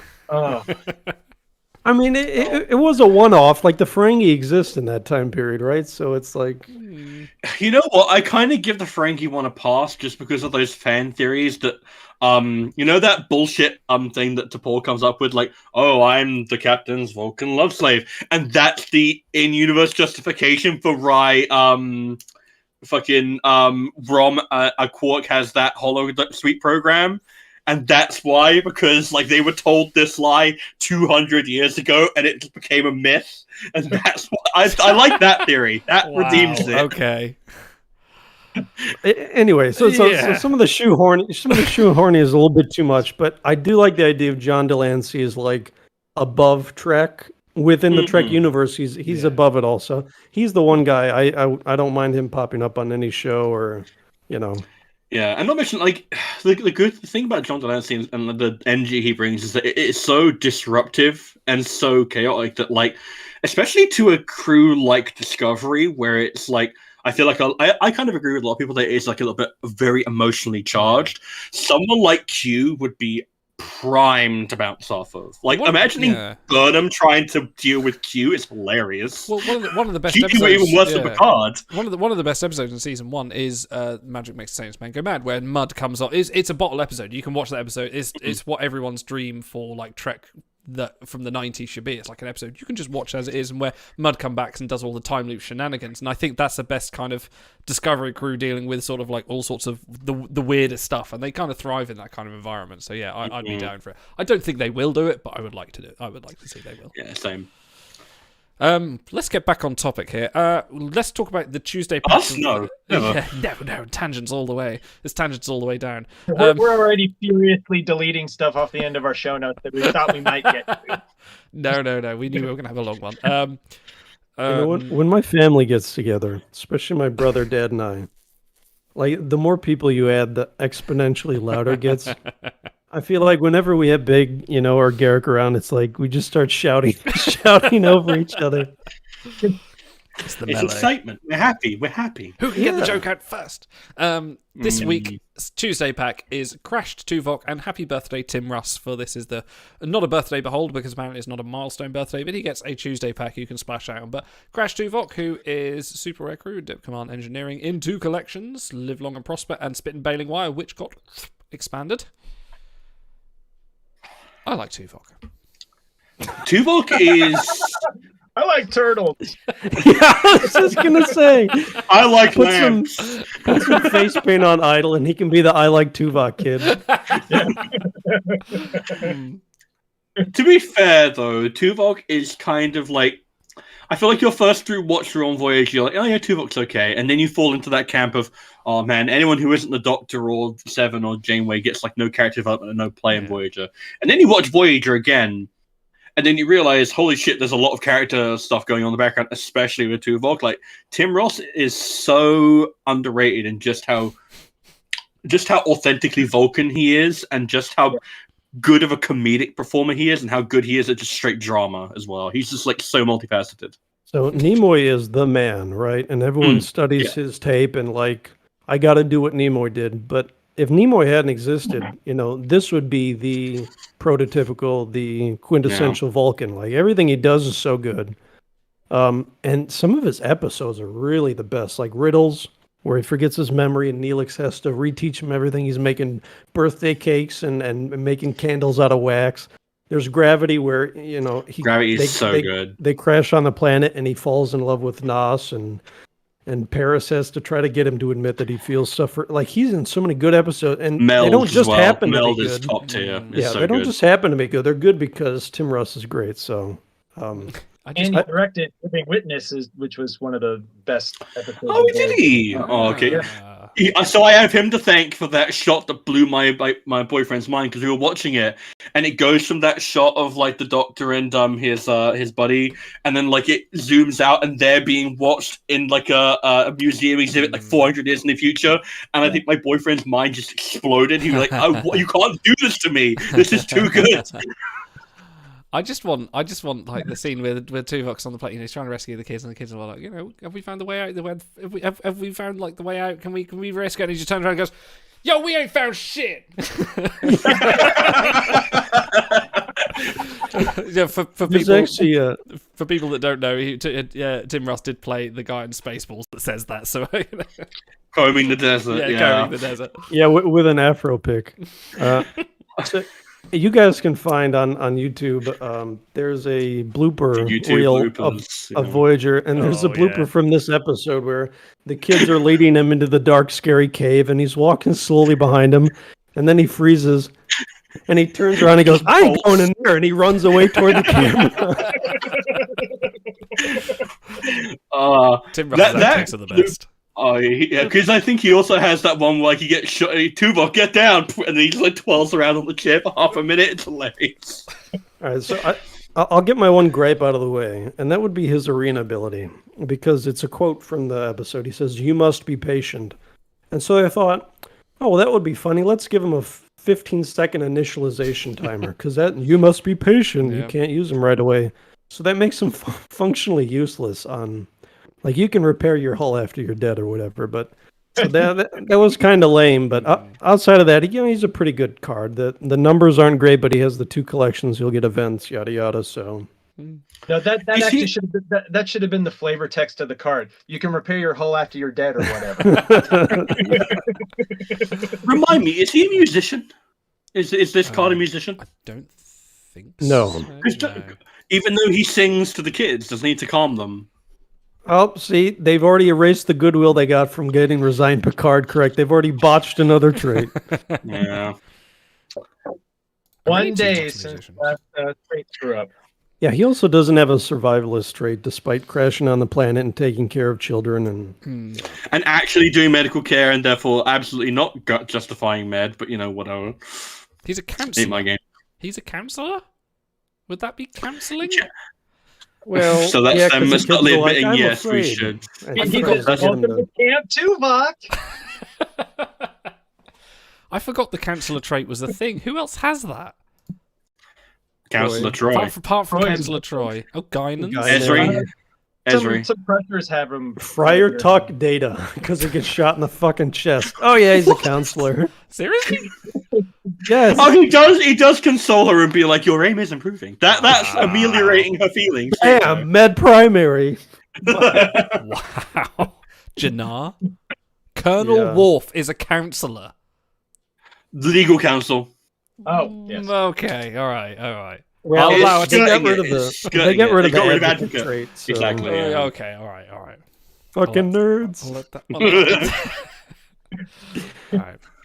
Okay. Look, if you guys don't remember the advocate trait, you're not allowed to watch this show, all right? Only hardcore timelines players. If you're not dealing with the dreams of the Brat Mega, then get the fuck out.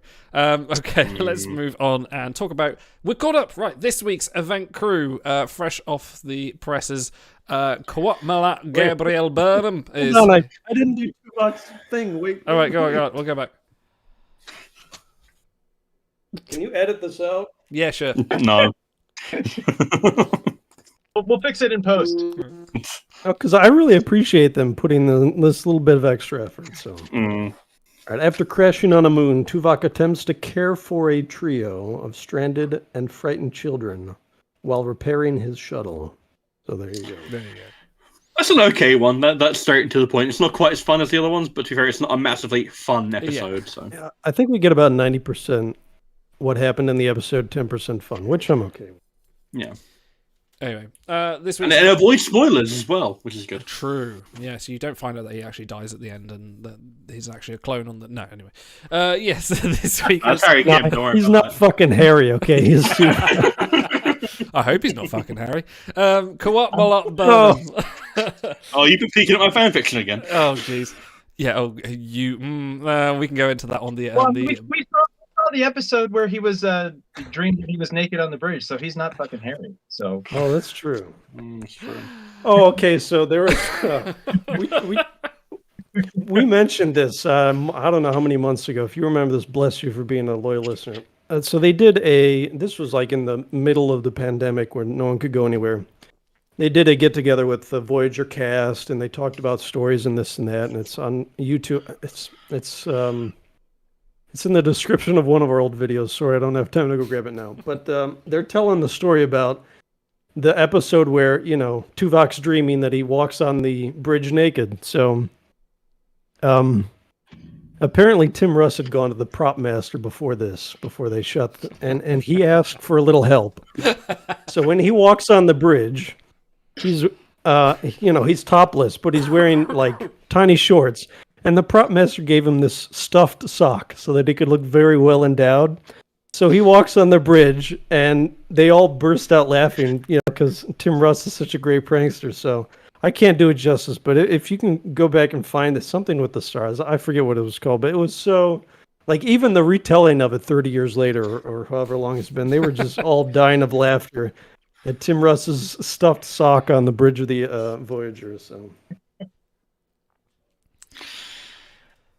Yeah. Okay. Moving on. Qowat, Milat, Gabriel Burnmom. I can't say that without a northern accent for some reason. Qowat, Milat.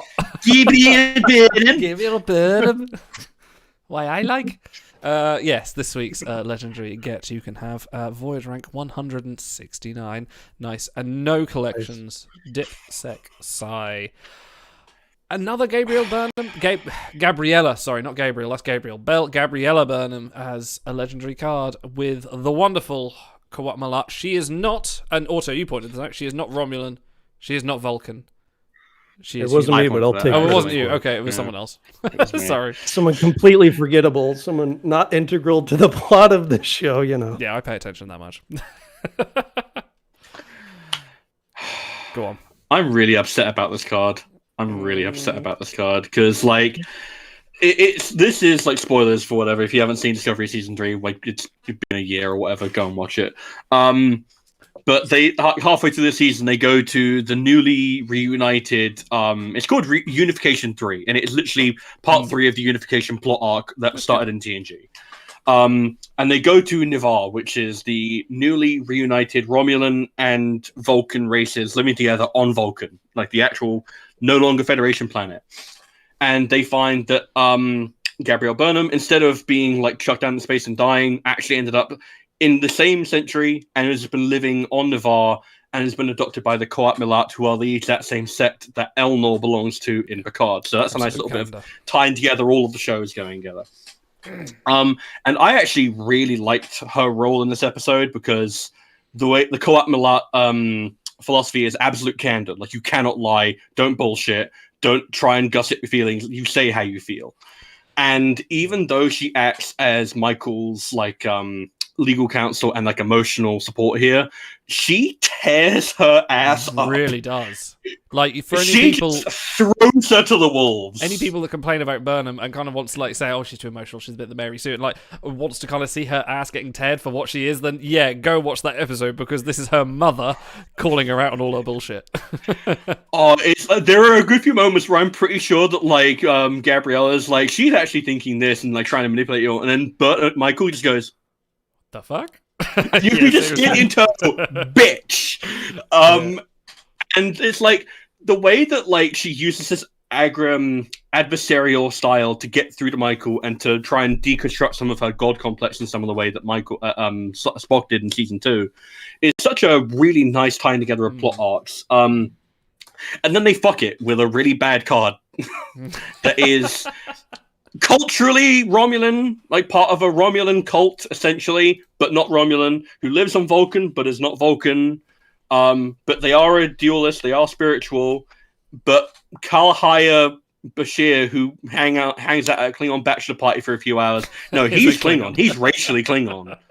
Yeah, he's got a Klingon shillelagh, so that makes him a Klingon. Okay, so to be fair, this was like, you give a moose a muffin. They changed determined Paris to Klingon because he's participating in the ritual and wearing the clothes and stuff because other crew are doing it. So since they did it to him, they have to do it with Bashir and O'Brien. So it's like down the line, except, yeah, she should have it. But the one thing I could say, they'll say, at this point, there is no Vulcan, there is no Romulan, there is only Nivar, and they don't have a Nivar trait. Yeah. Maybe, yeah. Like, that's such garbage. Like, they are still identifying as Romulan and Vulcan in the episode, so fuck you. Pick one, go with it. Otherwise, I got 2 words in rebuttal. It's 2 words. Miranda Jones. That's an argument in my favor. Yeah. I'm talking to Idol. Okay, all right. Yeah. Miranda Jones, a Vulcan. I mean, then obviously this should count. I mean, they made Romulan Picard a Romulan. They made I forgot about that. Yeah, you're right. Yeah. Just consistency. Yeah. Because it's like finding herself back on SOF4, Gabriella joins the Qowat Milat after they healed her. She serves as Michael Burnham's, I haven't seen this episode, Shalan Kakai before the quorum. I should have one of you guys read this. That's legal counsel, I believe, essentially. I think I'm fluent in Romulan now because I don't know what I just said. Don't worry about it; it's fine. You just ordered the number 4 off the takeout menu. It's just that soup that Romulan Picard's like. Who knew? And it's like I don't understand the logic here behind her not having these collections because okay, her not having med, I feel like that's like not true to the character, but whatever. Okay, I feel like you could justify med where you could and whatever. That's a conversation for another thing. But after a succession of crew that have been given collections where maybe they shouldn't have been given them, and then you throw out this one at the tail end of Omega, like going into the flashback essentially, and then they don't have either of them. It's just like pre-collection expansion, I'd be like, oh, it's just lipstick on a pig. But now it's like, no, the lipstick is the point. Lipstick is the point. Why else would I be sleeping with it? It's such a good kiss, though. You don't know. You haven't known until you tried it. Captain Idol, noted pig fucker. Oh, God. All right, please chat, stop the James Cameron comparisons. We should retroactively title this episode "The Lipstick Is the Point." Oh, you know what? That's okay, I like it. Oh, Yeah. Thank you to Picard Loves Reds, who picked the episode title. We had a vote, and I should give a shout out to to Big Really. Hang on, which our Discord? There we are. To the submissions. So Walt Koenig, who came up with "It's for the Children." Apollo, who came up with Honor Sales. Picard Love Red, who came up with I went to the Captain Picard Day party and all I got was this lousy honor sale. Big Little Large Huge deciding to plagiarise everyone and say don't read mine. Honor Sales is for the children. I didn't look up and see that both halves of what I suggested had already been suggested, so that's all. And Starsgard with Honor Sales, AFBs, Airlocks, and you. So, but yeah, no, the winner for the vote was Picard Loves Reds. And yes, you are correct, Walt Koenig. I meant David Cameron, not James Cameron. James Cameron directed Aliens. Yeah. Yeah. So I have to point something out here because I had to. So Trailerphobia points out suddenly Vulcan has a moon despite claiming otherwise in TOS. That has been a problem since 1971. Yeah. Discovery is not the first Trek media to have put that up. Was it there in the motion picture? I think it was, wasn't it? In TS. Yeah. They do it in TS as well. So it's like, this is a legacy problem. Are there two moons at some point? Yeah, because it's like in we watched the movie together, and I'm like, oh, there's two moons up there. So yeah, because I remember looking this up for TOS rewatch. I think it's like in Yesteryear, like the one where Spock goes back in time and acts as his older cousin, and then Gene Roddenberry and DC Fontana wrote on the script for the episode, "Vulcan has no moon!" Exclamation point! Exclamation point! Exclamation point! And then the animators just didn't read it and put a moon up in the sky because, it's space, it's meant to have a moon. And then when they did the motion picture, again, you have that gorgeous matte painting of the surface of Vulcan when Spock's about to go through the last steps of Colin R. Massive fucking moon. And I think they take it out in the director's cut. And then it's like, well, at that point, there's multiple points where it's like, well, either Spock was wrong or he was lying or it was a sister planet and it's not a moon or whatever justification you want to give. Spock claims Vulcans do not lie. That is a lie. Spock is a consistent liar. Vulcans generally are. They say Vulcans don't lie to maintain the illusion, to make the lie seem real. It's an exaggeration. That's all. They're more like Romulans than we ever knew. Mm-hmm. It's not a lie. You believe it. Yeah. That's true. What were we talking about again? Oh yeah, so I feel like if a little bit of med wouldn't have gone awry, a little bit the collections I feel are an oversight, but then it's like you look at the rest of the card and there's just nothing to recommend her. Like Voyage 169, Dip Sec Psi. Okay. Be all hurting for that, right? Okay, so she bears a striking resemblance to Queen Genevieve Kira. You know how she's holding the hood over her head? So I think Idol said we're hoping when her silhouette pops up in the cryostasis, it'll just be that, grayed out block. just black. That's all I want to see. I just want to see a black outline and go, who is that? We should play Who's That Pokemon with the silhouettes. Ooh. That's a game. I can see that. From Spaceballs. Yeah. Sorry if it seemed like I was dunking on you, Trey, but I feel like that Vulcan has no moon thing. I've seen that on Reddit a million times, and it's just so silly. Okay, I say as I dunk on Reddit. Listen, don't worry about it. We've caught up. We've caught up. Back at the start of the show, we did our humorous little bit about Polestocks. We haven't actually sort of sat and now we've had a couple of weeks to digest what this actually means for the celestial market, and also you weren't part of the chat we had afterwards, but I kind of want to ask you all, like, now we've had a couple of weeks to digest, like, what are your thoughts on the Celestial market, especially considering what we've learned sort of post that, about how it works? I haven't really thought about it that much. I mean, we're gonna have to get into the thick of it to realize exactly how much these are going to cost. Because, like Ben said, WOG themselves are sort of throwing this into the wind and or throwing it into the water and seeing how it floats. I've heard some preemptive complaining, as usual. Oh, I love preemptive complaining. It's so forward thinking. That the little fish won't be able to time in the long run. The little fish won't be able to get any of the good polestars because the whales are going to buy them all out. And I'm thinking, you can only really retrieve a crew every 19 days. Are you going to hoard like 10 of every good polestar just so that you can? I don't think so. So, I mean, even if a grade one ends up being 20,000. If you really want a crew now, this only makes it easier for you to target them. Like, are you gonna open 20,000 ISM worth of scans and find the one you want? Probably not. So, I think this is probably good for everyone. They did their best to shelter it against abuse, so there's no tie-in with honor or actual crew or anything like that. You can't just load up an account with dilithium.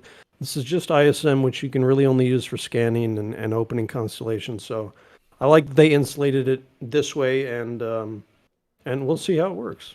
I'm looking forward to it. The few interesting conversations I've had, we've now got on the Discord, we've now got a Polestars channel for sort of talking about this kind of feature. It's like a lot of people discussing how they'd handle constellations, because Polestars will go up and the price will be sort of set as people demand them. They'll either crash because there's hundreds of them, or people go, oh, Pandronian, let's put that up for a high rate because there's only 2 of them out there.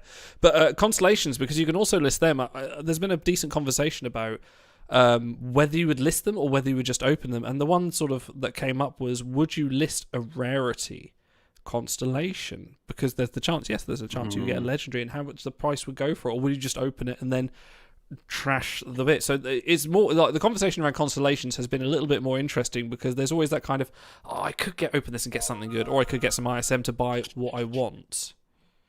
Well, keep in mind now that you can, what's the word they use, not disintegrate, dematerialize them. So any Polestar, you can get 800 ISM back if you recycle it. So anything on the marketplaces has to be sold, even Human Federation Starfleet has to be sold at 801 ISM. Otherwise, what's the point? You just toss it away and you'll get your ISM. So I don't know what my point was, but keep that in mind that you can get 800 ISM from them anyways. Well, I feel like what you might have been driving at is that, like, with a constellation, there's the cost of 1,000 to open it. So I imagine it has to factor into the cost you're going to pay for it. So I don't know if that means you're going to undersell and then be like, oh, well, you have a chance at a good Polestar, but it's going to cost you, or if you're going to oversell it because it has a really good breadth of traits that you could potentially get. Let me throw a segue to Big, because I want to hear his thoughts on this. We talked about this.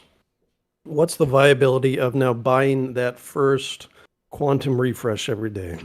Because I know people don't want to introduce, a lot of people don't want to introduce dilithium into this, but you math it out. If you just buy that first 50 every day, it's about 1,600 dilithium to get a targeted gold. Now, if Marketplace plays out where you can get pretty much any trait combo that you want, and you have all the Polestars, then does it become feasible to pay 1,600 for? I mean, we've had these birthday begolds with pretty good feedback. Hey, it's 1,500 to get the guaranteed one that you want. If it's 1,600, does that make it worth buying that?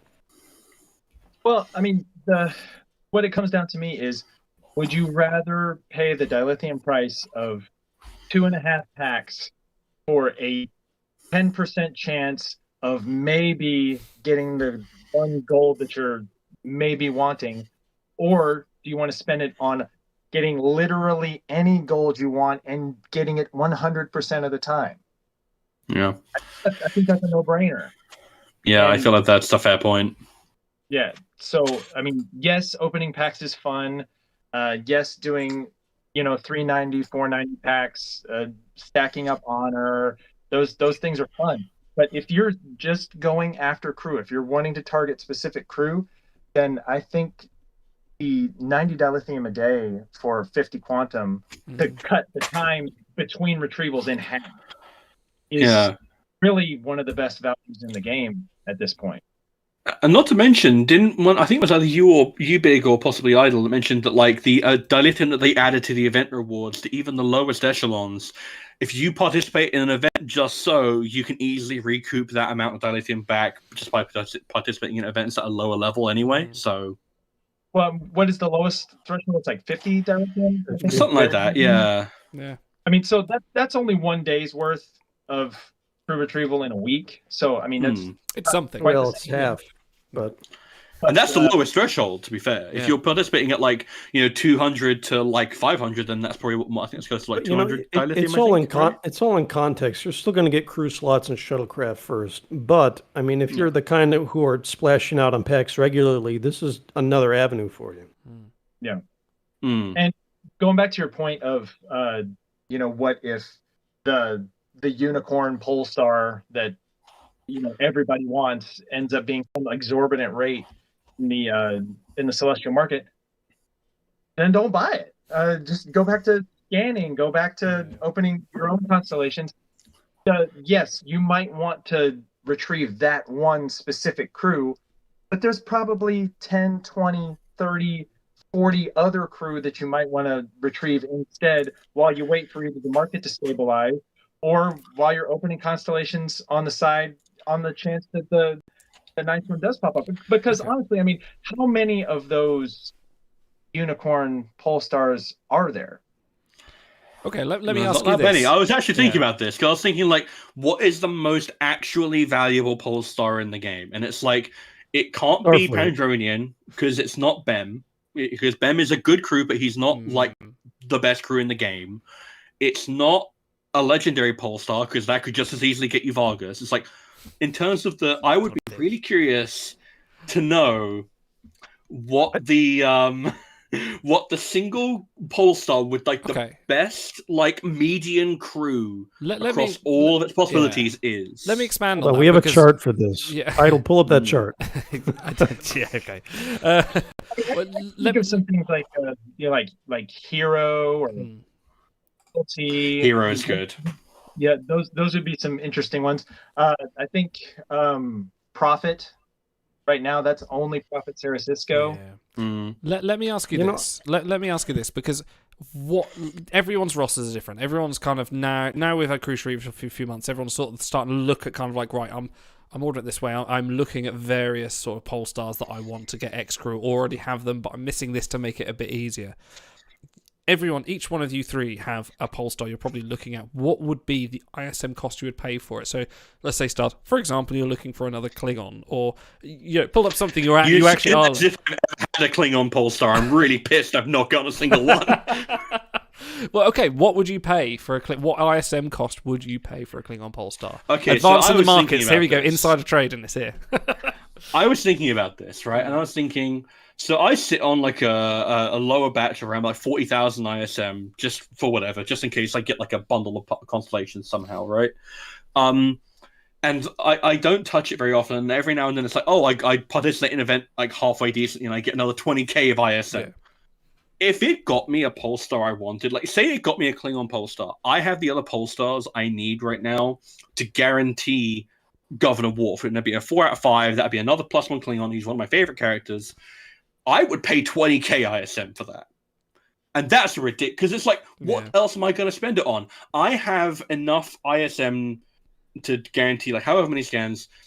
I have retrievals like mapped out for the next 50 years, potentially, for the amount of polestars I have already.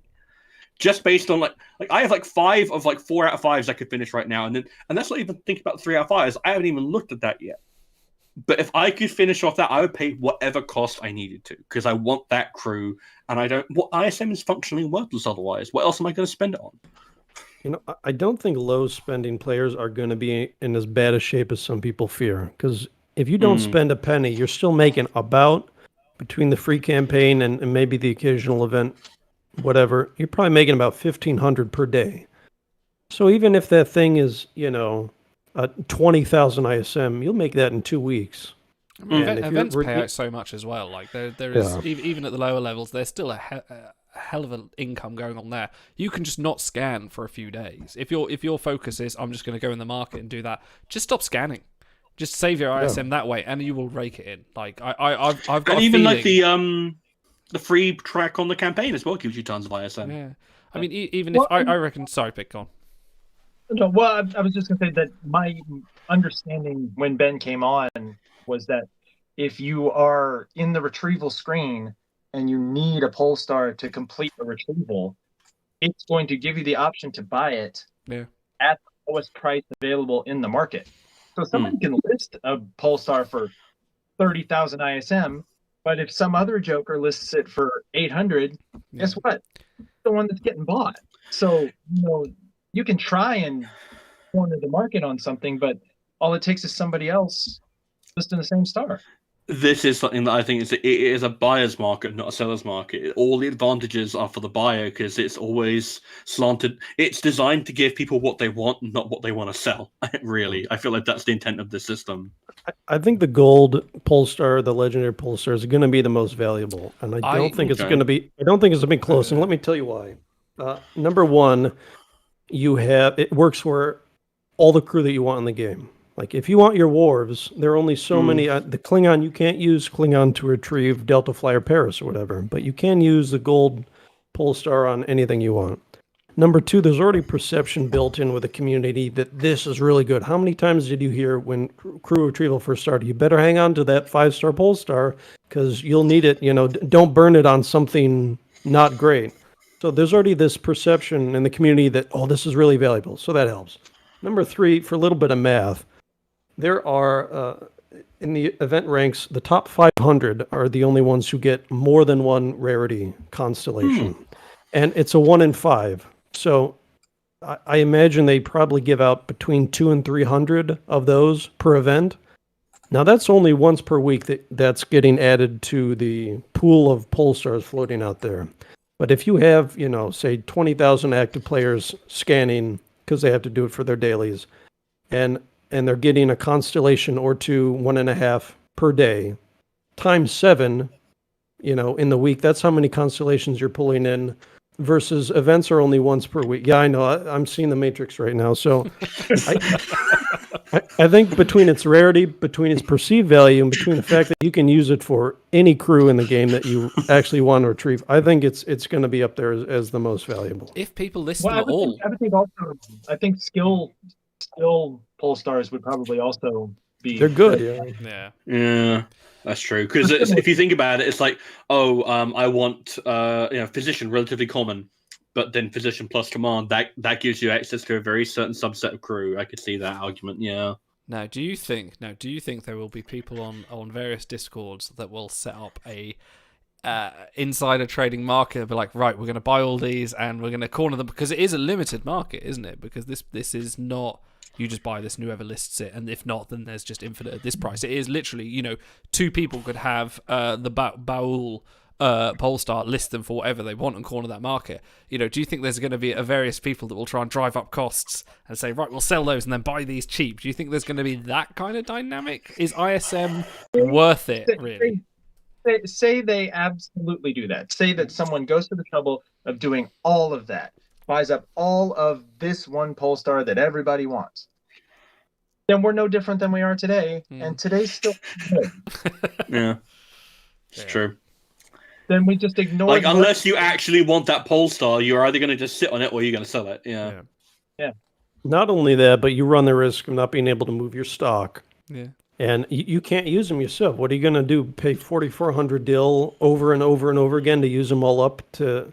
And a lot of these, the ones most sought after, are going to be rare ones. So the people that that theoretically would do this are probably going to be veteran players with a big bank. If they do that, well, you're going to keep retrieving Klingons when you have them all fully fused. It's like, it's a big risk for very minimal gain, which is why it's very smart on WRG's part to keep this whole system insulated, separate from... A lot of people are like, this week, why don't they just add Marketplace for regular crew? It's like, well, all of these what-if potential pitfalls would be amplified 10 times. Where in this system, if you want to abuse it, you pretty much have to pay WRG to burn through all those Polestars. And then your ultimate reward is what? A whole bunch of items that you just have to recycle back into the system. Yeah, exactly. It literally is. It is an actual self-fulfilling economy. It propels itself. Very clever, WRG. Pretty clever. The penny farthing market. It just rolls along on its own. Yeah. Or everyone's just going to list stuff at one ISM and fuck it. Or 301. I think that I feel like people are doing it. They're gonna be like, you know what? I don't need this thing. Fuck it. Get the fuck. I would do my Starfleets at 1 just to send a message. Yeah, I don't need the 800. It's about sending a message. Polestars. What are they like? What a racket. Let's do something fun. Should we play 20 questions? On this I don't show? want to have fun. Fun. Yeah, come on, we do that occasionally. You came up with this auto, so you run with it. Okay. You literally you typed 20 questions into the chat and said, we're doing this. I'm like, all right. I think we did this twice before. Once when Ben was on, and we had that very cursed Eevee suit, or Mirror Mayweather. Crew number 1004. Yeah. I think that may be one of my favorite bits. Just, it's not Mayweather. All right, so like, you know what? I feel like Idle. When next time you do a recap, I want you to do is I want you to get that clip, and then I want you to like get Ben's face and zoom in on it, and then I want you to put the gif of that guy eating a lemon from Simpsons, like the Shelbyville lemon, and his voice. No. I've got one better. I'm going to do that bit where there's Bart and Lisa in front of the television when they're sort of taking a video footage of Ralph, and she's pausing and say, "You can see the exact moment where his heart breaks." Guys, don't explain the bits before you do them. Don't worry, we'll forget in 5 minutes, and then we'll come up with something even funnier. That's the trick. Or zoom in on his face and then have it just be Debbie Downer on the top and bottom of it. It's like, Directed by Robert B. Whitey. All right, so 20 questions. If you haven't played this before, I am Mentalo. How many questions are there? There are 19. So I am thinking of a crew. Every time you ask that, he subtracts a question. Yes, that's every time you make a smart ass comment, you lose a question. That's fine. My 3 clown co-hosts and you lovely viewers in chat, old people, wake up. This is your chance to shine. I'm thinking of a crew, and you get to ask 20 yes or no questions to help you figure out who this mysterious 1 out of 1,030 crew it may be. So there are no restrictions on who the crew may be. Piece of paper here, hang on. So are we playing off as well, and then... or is this just chat? Are we doing this? Yes. Okay, I think we have about a 7-second delay with chat. This time. I think it was 30 seconds last time, and that was very awkward. It was us sitting here twiddling our thumbs. Rough. Yeah. Okay. Okay.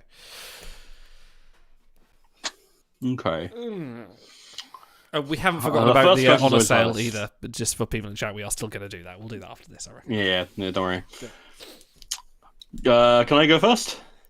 Or hold on, Dam has guessed Morapole. It's not Morapole. You have 19 questions left. That's not a question. He just guessed. Is it bigger than a bread box? Yes, it's bigger than a bread box. I was on the other side of this when you guys did this before. Chat, be strategic, be judicious with your questions. Don't just throw shit out there. No, okay? they're throwing shit out there. Is it someone Otto is obsessed with? No, you have 17 questions left. Are they in Starfleet? Already. They are not in Starfleet. 16 remaining. Okay, that's a useful question. Thank you. You're welcome. Are they female? Trey Alfie is asking, is it male? No. 15 questions left. Is it female? Yes. 14 questions left. Thanks, Trey. Are they Orion? Oh, that's a good guess. They are not Orion. 13 questions left. Are they in a collection? Yes, Cole, they are in a collection. 12 questions left. Are they a veteran? No. You have 11 questions left. So a female in a collection, not Starfleet, not a veteran. Okay. And don't see outside the glare in my glasses to figure out who it is, please. You overestimate my eyesight. Were they on Star Trek Voyager? They were not on question. Star Trek Voyager. 10 questions remaining. Are they main cast? Shy Porn asks, are they human? No. 9 questions remaining. Are they main cast? No. 8 questions remaining. Ooh, that's trickier. Okay. Are they Vulcan? No. 7 questions remaining. Well, you guys are burning through these. Yeah. Well, they are, yeah. Are they in TNG? No, they are not in TNG. Okay, it's got to be TOS then. 6 questions remaining. Oh, we haven't had DS9 yet. That's not a question. Yeah. What are we at? 7, 6? Well, I'll give you 7. Okay. I'm a generous host. Yeah. Okay, all right. I'll say, are they TOS? No, they are not TOS. DS9. 6. Is it Lita? No, it's not Lita. 5 questions remaining. That is not a strategic question. You shut the fuck up. Is she in the new Kurtzman era shows? No. 4 questions remaining. I mean, it's DS9 then. Definitely It is DS9. Yeah. Well, DS9 or Enterprise, actually. It could be Oh, Enterprise. that's true. Oh. Or Lower Well, Decks. I gotta say, I'm kind of doubting your guys' ability to get this one. Well, that's what happens when you No, take it can't- clown shoe answers. It can't be Lower Decks because it's an actual card from the game, and there Yeah, aren't yeah. lower- So, Oh, okay. Yeah, okay. Good point. Good point. yeah. Low Cost Monkey asks, are they Bajoran? No, but good guess. 3 questions left. Are they true? Are they costumed? Oh. Right, but judges, who buzzed in first on that one? He went Give it- first. Trill. Trill, no. 2 questions left. Okay. All right, female, non-human, non-star. Non-main cast, a collection, not veteran. Either DS9 or Enterprise. Not Vulcan. Not Trill. Is it a Ferengi? Is not a Ferengi. 1 question left. If you guys pull this out, I'll be very impressed.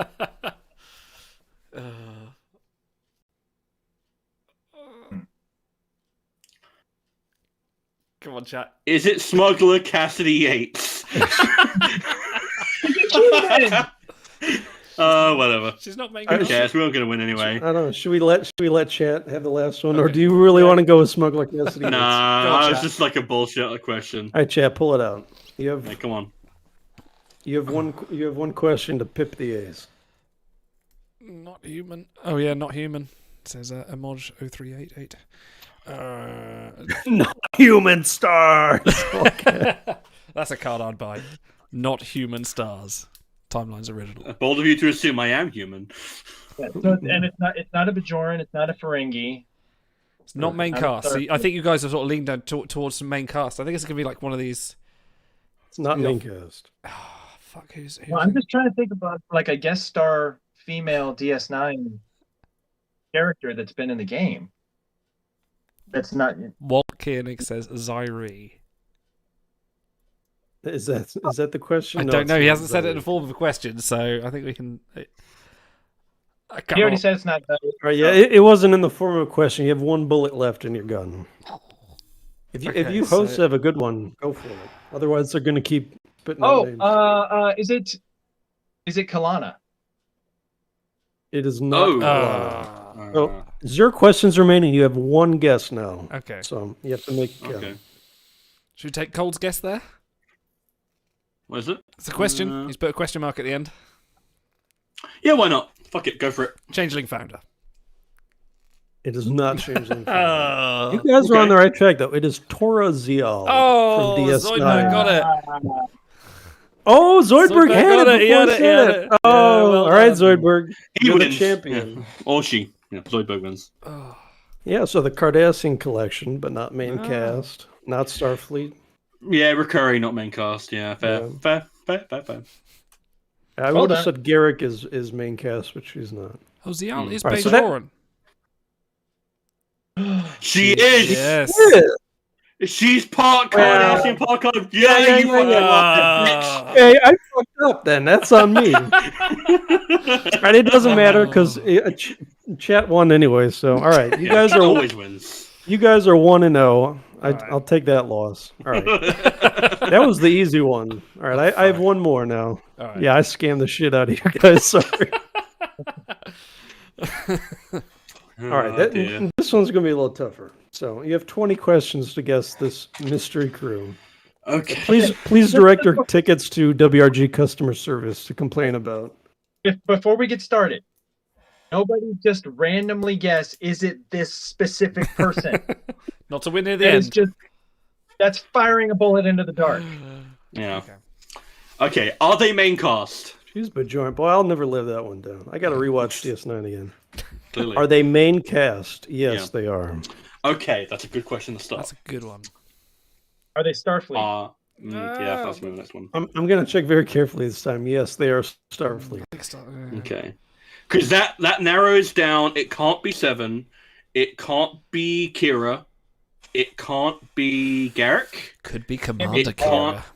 That is not a question, but it could be Commander Kira. Are they from the Berman era shows? Well, now I got to see when Berman was. So that'd be TNG, DS9, Voyager, Enterprise. Enterprise. Yeah. Oh, okay. Yes. Okay. You have 17 questions remaining. That's a good Are guess, they female? Robert. They are not female. Okay. Starfleet dude. Well, not female is. It could be. Are they on the command track? Like, are they a red shirt? Are they in command? Rather, I should say. Are they in command? Yeah. So, like, you know how that there's command, science, and then operations. Which one are they? Command. Yes, they would be on the command track. Okay, so they're a red shirt. Which 15 questions remaining. Yeah. Okay. Chat so have gone male? quiet since you told them off. No, it's because I screwed them on bullshit. the Bajoran tourism. All right, I think let's narrow it. Is it a TNG character? It's not a TNG character. To be fair, we could blow another 3 questions and narrow down the exact show. I feel like that might be worth it. Okay. I think Robert Kaiser's had the best questions so far with the Berman era. Yeah, That was a really good one. Love that one. Okay, is it Voyager? They are not from Voyager. Okay, so it's either DS9 or Enterprise. 13 questions remaining. Is it Enterprise? They are from Enterprise, yes. 12 questions remaining. Right. Son of a Okay, bitch, if so- you're reenacting the WRG interview for the 1000th crew, I'm going to fucking leave it. Wait till we get to Mayweather. it would qualify. He is on the command track. He is a male, Enterprise unfortunately.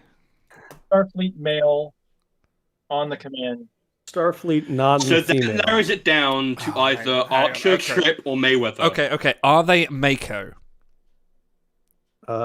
Truly to yells Trip ! It's not Trip. You have 11 questions remaining. Archer or Mayweather, then.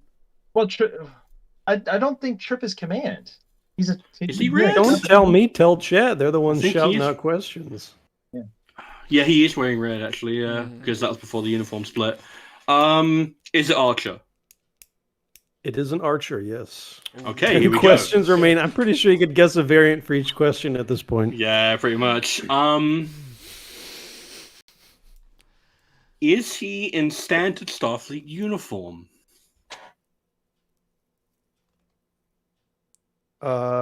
Yes. Okay, so that's not Humbled Archer, and it's And not it's not- Archer and Porthos. And it's not Zindi Prisoner Archer. The Romulan plot. A ploy to start a war. Zindi is in the uniform, isn't he? He's just got the... No, he's not. Is he not? He's wearing like that weird, like civilian getup, and he's got the long hair. Chad, it's pretty easy at this point. You guys better get it before the hosts do.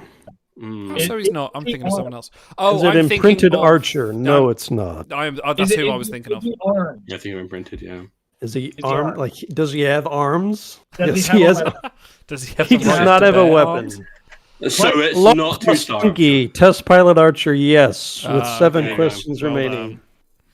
I There thought we Archer go. would be, no one guesses Enterprise, so I thought that would be a safe one. But Well, Robert Kaiser helped us out there with that Berman era question. I feel like that was the big winner. okay, so you guys are 2-0. Chad is 2-0. Hosts are 0-2. Actually 0-3 since I fucked up the Bajoran one.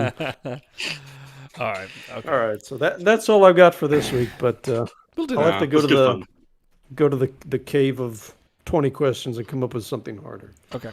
Do you guys want to readdress questions from Lorca, who asked us this about a month ago, and I had very kindly had Dam and Suncat Siete on the show with us, who answered them in your absence. However, we thought it'd be worse because this is a question for the Captain Lorca of the USS Discovery, or some other kind of Lorca. some other kind of Lorca from the 10F fleet, one of the fleet admirals. For these questions are for Automaton, Idle, Stars, and Big. I shall put you in there. And for anyone who might appear on the show when they decide to discuss the topics. Slight smile. He's got three questions here. Not a big smile, not a normal smile. Slight smile. Wry smile, a kind of Garrick smile, as if, If you could design the next collection, what would it be? I was thinking about this, and a quick answer, a fun answer would be with pets. That's a good one. Yeah, Archer and Porthos, B4 with Spot. There's a couple of Tribble crew that I think that would be fun. It would be hard to make a substantive collection out of it at this point, but that'd be easy to add stuff later on. Gary 7 would be another one, yeah. They've even had 6-packs based around that, so I could absolutely see that. Trollita says pointing collection. That is a fan favorite. There are a lot of pointing crew. Dexa, Ben Sisko. 2 Siskos, in fact. I'm going to go out with a slightly off-kilter one, and I'm going to say alternate futures.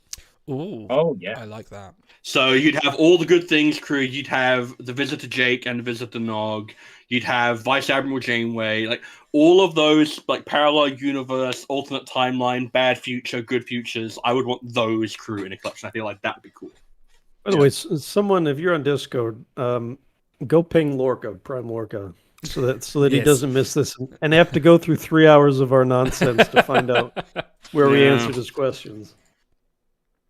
Yeah, I guess my choice for this, there's a billion you could do, and I hope they do a billion because I like collections.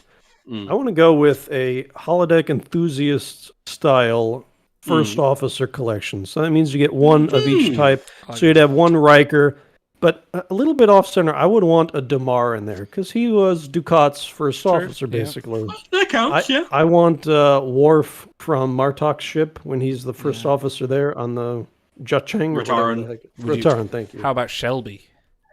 Would that you give could do some worth to Shelby. She qualifies, yeah. So a little bit off kilter, but a first officer collection. Was the first appearance of Kern? Was he acting as a first officer at that time? Yes. I don't know if it was the first one, but he was first officer on the Enterprise. Yeah, so that would be a cool one. Yeah. Okay. I like that. That's good. That is a good one. Just to get some value to First Officer Chekhov. Yeah, that too. First Officer Riker as well. Okay, number 2. If you could design a new splash screen to replace the Discovery that we've had for over a year now, what type of art would you use? That's an easy one for me. Okay. I think if it's done well, I think it would be great. It's the iconic moment from Parallels where there's like 150 Enterprises popping up all over the screen. Oh, I like that. That'd be cool. Yeah. Or if they could animate it, that'd be really cool. Yeah. I like that a lot. You go. Sorry, no, I don't feel good. I feel bad for you having to follow that one up because that's like the quintessential timelines. Yeah. Okay, so my one's probably a bit fan arty, but what I would want like a shot of Quarks, and then you just have like all of the crew just like hanging out. Like you'd have at like one table you have all the captains, at the bar you have all the first officers, and then like you have in the background you have like Kern and Kirk having like an arm wrestling contest or something like that. Just lots of weird random interactions to give some kind of flavor to the stuff that you kind of otherwise have to infer from the awaiting missions. I'd like that. That'd be cool. I'd expand on that, and I'd have that a bit more dynamic, and it'd be all the Behold choices you didn't make. All the crew you don't have. Glatu, Mugatu hanging out together. How would they get on? The splash screen is just space, and it's showing all the Ensign Kims that you've airlocked over time. Just stats, 436 Janice Rands. Clock would be so prophetic. I think an interior shot would be really bold for a splash screen, but I mean, since they cycle through them anyway, why not try it? Yeah. I have a pretty lame one. I would do something First Contact-esque, so a big Borg cube, a swarm of Federation ships, that green holding beam the Borg ship uses, and something like that. Actually, the one I wish they would change is the arena one, where you got all these Federation ships shooting against the Galaxy class in the middle. That would make no sense. Yeah. War games. It's funny. It's like my son will see me play sometimes, and that splash screen will pop up, and he's like, "Why is the Kirk ship shooting the Picard ship? That doesn't make any sense." It just doesn't make any logical sense. Listen, son, sometimes real life sucks. Just, you're going to have to grow up sooner or later. You start giving him the Picard speech, it doesn't matter if you win or not, It's just life. Yeah. Oh, you know what? I've got one alternative choice, and I feel like you guys might appreciate this. I would want, a rotating shot, and it's like, have you guys ever seen that cover of the Blu-ray version of Best of Both Worlds? Where the under sleeve is just like Captain Picard staring straight on, and then you slide on the slipcase, and it turns him into Locutus a Borg. Oh, I would want lots of double portraits of different versions of the crew. So you'd have normal Picard and Locutus. You'd have Janeway and Vice Admiral Janeway. You'd have First Officer Chekhov and Plutonian Chekhov. Yes, so all the icons of Star Trek. Yeah, right? yeah. I feel like that could be fun. I did think about an animated splash screen. I don't know if they would go that route, but even if it's sort of like a slideshow, like you said, between you get them in, maybe you get First Officer Riker, and then he switches into the disheveled Parallels Riker. Yeah, that'd be good. Yeah. Just have all those fucked up faces I made in My Heritage Maker. Oh, just the weirdly animated guy. Okay. Profits tank overnight. Yeah. Gotta tank something. Last questions. What would you think about adding a 5th shuttle for dilithium or for free? Whichever you think best. Now, this is one that was floated on the forums. I think Lorca put it up himself. He's kind of floated this idea of what would a 5th shuttle do for the game, and we kind of spoke on this independently, but how would you feel on this? I would answer that question with another question. Why don't you fuck off? No, aren't faction events expensive enough? Yeah. Just in terms of victory points, it's just that would just inflate the baseline level of victory points so much more. I feel like you'd pay that upfront cost of the shuttle, and it's case of you'd get that. I feel like it's the kind of change that wouldn't make much of any difference to people who are already competing at the higher levels. But I feel like it would be a nice change for the people who are sort of either 130King or out or going for a mid-level participation, because it means that your quick start gets done quicker, and it means that you reach 130K quicker, and then you can start doing the shuttles for actual faction items you need. I could see that being the main quality of life improvement by adding a 5th shuttle. But as you say, I don't think it's like what's the term for mutually assured destruction, right? Where everyone has nuclear weapons, therefore no one has nuclear arms weapons. race. Yeah, exactly. It's a case of if everyone has access to a 5th shuttle, then no one has a 5th shuttle type thing. It's like the difference is actually equalized out, and it doesn't make that much of a difference. So but I feel like for people who are mid-level performers, it would make a difference for them. Faction events are already, we've coined the phrase earlier this week, dill holes. You're throwing dill into the hole.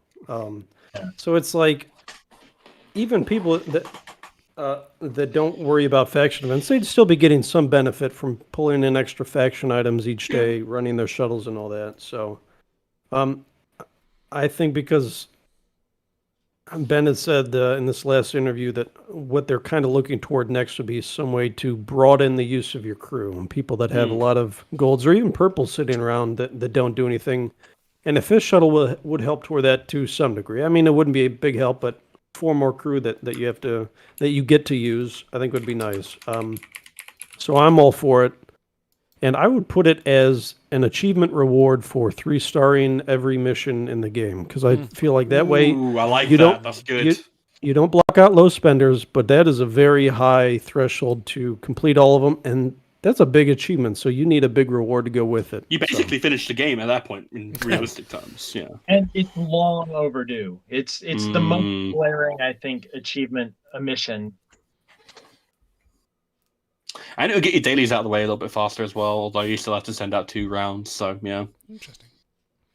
yeah. I mean, a VIP 0 player, it might take them a long time to get that 2500 shuttle. So I don't know if they could finish the galaxy map before then, but it would be an alternative at least.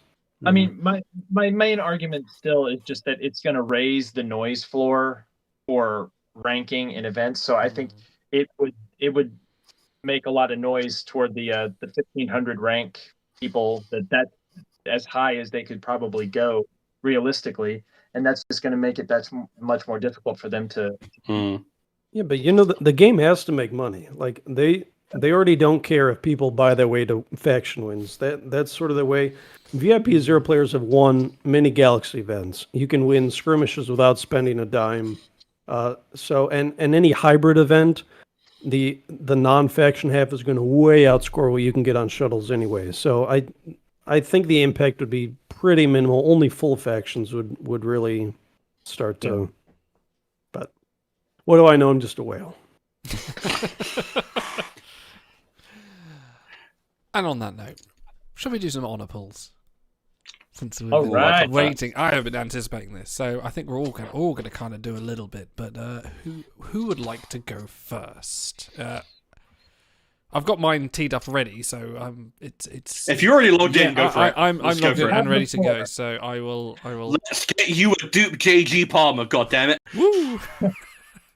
Because I did cite her. Yeah, right, exactly. I'm shocked. Dismayed. Right, let me just. I can't believe it.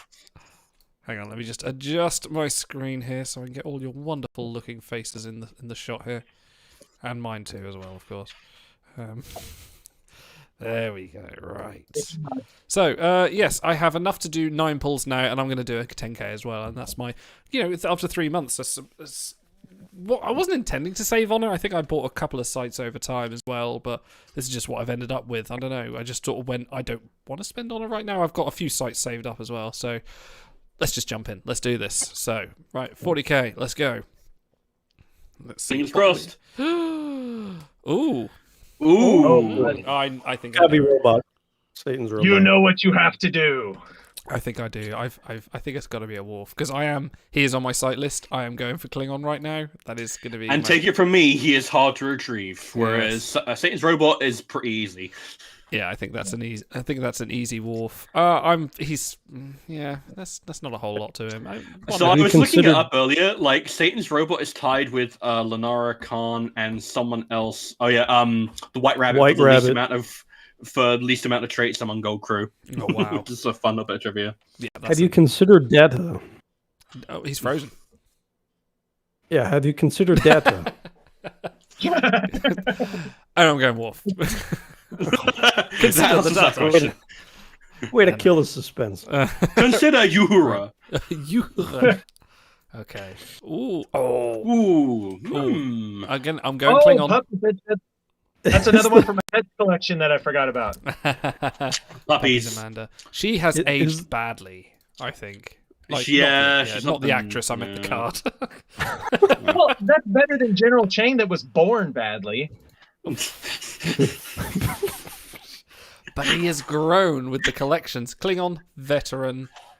Yeah, I forget he's a veteran. Yeah, no, I can't blame you for that. Yeah, I think that's good. Oh, some people are saying Amanda, she would do nothing for me. Any kind of like Q is done. She finished. Yeah. Yeah. Can we discuss any of these crews' merits without immediately mentioning collections? I can't. I am physically unable. It possible? I literally cannot. Poisoned his mind. Seriously, you have broken me. This is getting into tier territory where we're like, no, 2 collections, that's bigger than 1 collection. You got to go that way. No, seriously, like if you'd have shown me this behold a year ago, I'd have been like, Amanda, no choice. But this is, I am gunning for collections now, and that's got to be Chang. Okay. And Christopher Plummer. Sight for love. To be fair, he is an incredible villain. Yeah. He is so good in Undiscovered Country. Yeah. Dude, All that right. card's been bad for like 4 years. Hey, now. sheer fucking hubris. Perfection. Hell I yeah. like how Worf is even tiny on the behold screen too. I can hold this many pineapples. I have wanted Clancy for a while since a Tuesday, but I've never wanted to actually. This is the best I feel like chance this is to the get. perfect time. Yeah, this is the perfect thing. Best chance of Clancy.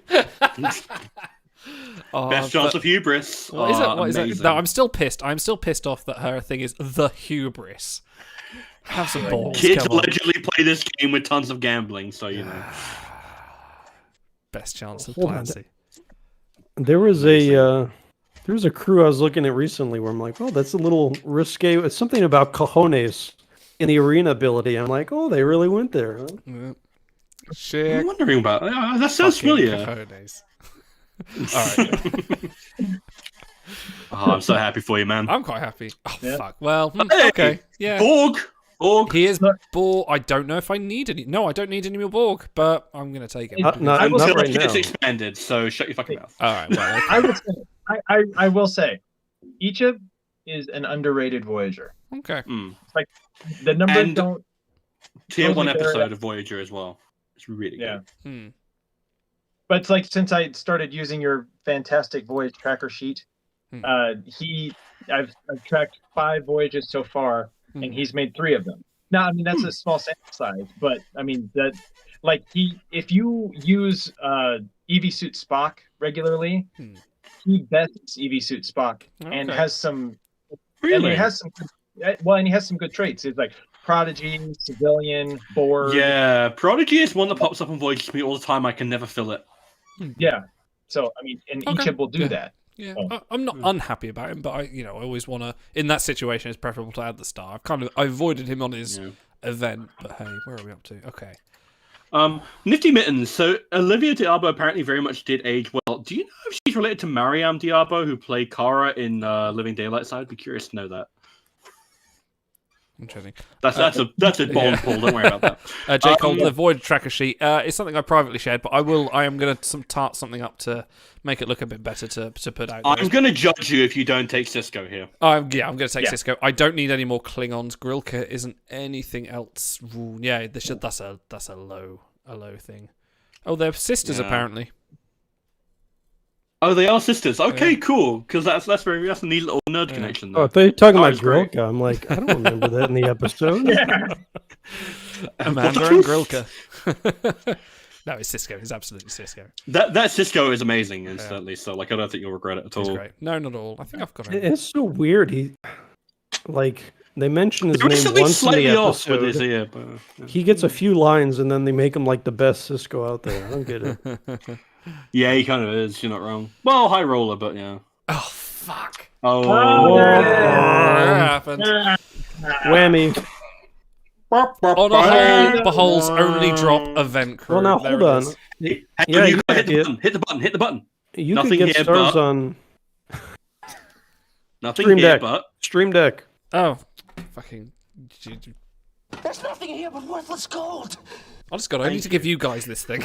Second trigger. So you get to get the kickstart on your dupe of Owasakan, right? Oh yay! Because I was planning to do much Yes, this weekend. Yeah, you weren't going to do anything this weekend, but now you got to crash and get 3 more copies so you can. Hey, you know what? That sounds like a really good idea. Just hold on a second. Just hold on. Oh wait, she's gone. Anyway.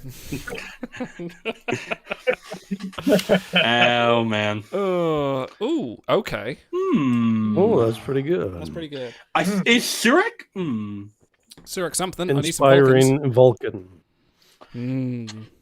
He has great traits. And not mention, I love him in that episode because he's like dying of radiation poisoning and still an absolute G. I love him in that episode. Survivalist. She is on my survivalist site list, but and she has great art. Like I love those Discovery tactical vests. You know, we've gotten so many command dip psi.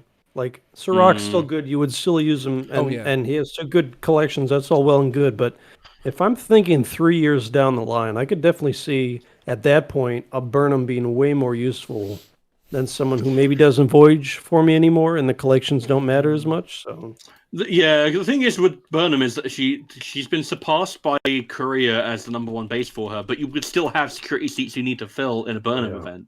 Chat, weigh in on this. Sirach v. Burnham. And if you say Professor, then you can come host the show with us. But Sirach or Burnham? Sirach does have a 69% antimatter chance, so that's kind of swaying me. Nice. He is still Voyager number 49, so that's. Is he really 49? I remember when he was like number 11. He was amazing back in the day. Still is kind of fun. He's still good. That was back before Command was everywhere. If he gets, a lot of people saying Sirach. Let me just look up away team Michael Burnham. He definitely has a case for being the best mega crew they ever released. Almost.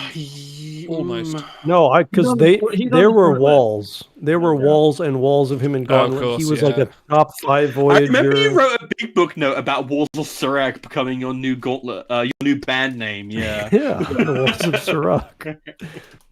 He's also had 2 Vulcan Megas, Cultural Figure events, so like I am pulling for a Hero Mega or Hero Collection. I feel like all right. Chad is saying you're holding out for a Hero Mega. Yeah, I think I'm going for Hero to the Night. He's got to be large, and he's got to be strong, and he's got to be fresh from the fight. It's true.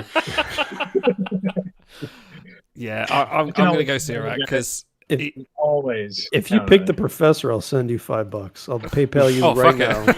Let's do that. Yeah, like Trisha points out, I love how everybody ignores the Professor. Well, that's because you can't even call him by his actual name due to rights issues. Yeah, no. Moriarty. Moriarty. Not even really for rights issues, just for rights courtesies. Because I mean, well, anyway.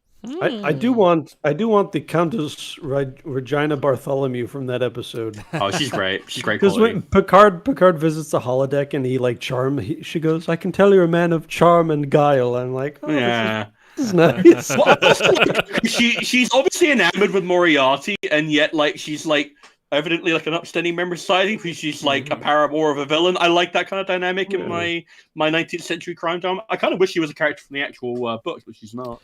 I feel like she's got the trip, right? This is Trip, yeah.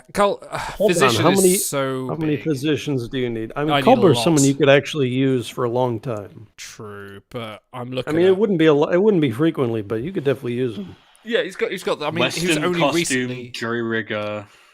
He was only closer to the freezer. Culber was only knocked down to number 2 by Bones, wasn't he? So he's still a big sort of med-sci base for those events that he will participate in. But at 3 stars versus someone that's going to fill 2 collections. He's the only med crew who can beat. He's the only med crew who can beat McCoy in a seat. If it's a med and sci seat, he will. But at 3 or 5.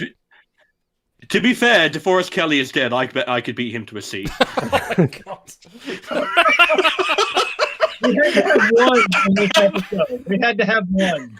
Dude, I was this close to making a Christopher Plummer is fucking dead joke, but I didn't. Because I have a little bit of class. Do you? You're lost. Fucking golds. I went 40 packs of Valor Gold today. Okay, I'm gonna take Trip as Trip for me. No, we didn't talk about Landry. Oh no, I finished Mirror, so I will finish Mirror. I've only got 2 crew to get for this. Every word that we spent on Mirror Landry is a word wasted. Wow. Right, so we're pretty adept at that. So. I got 2 more of these. 1 more 40k and 1 more 10k, and then we'll move it on. Okay. Yeah. The all-star lineup. Let me tell you this. I've said this before. I have every jury rigger. I've got enough to fill the jury again. Okay, they could expand it.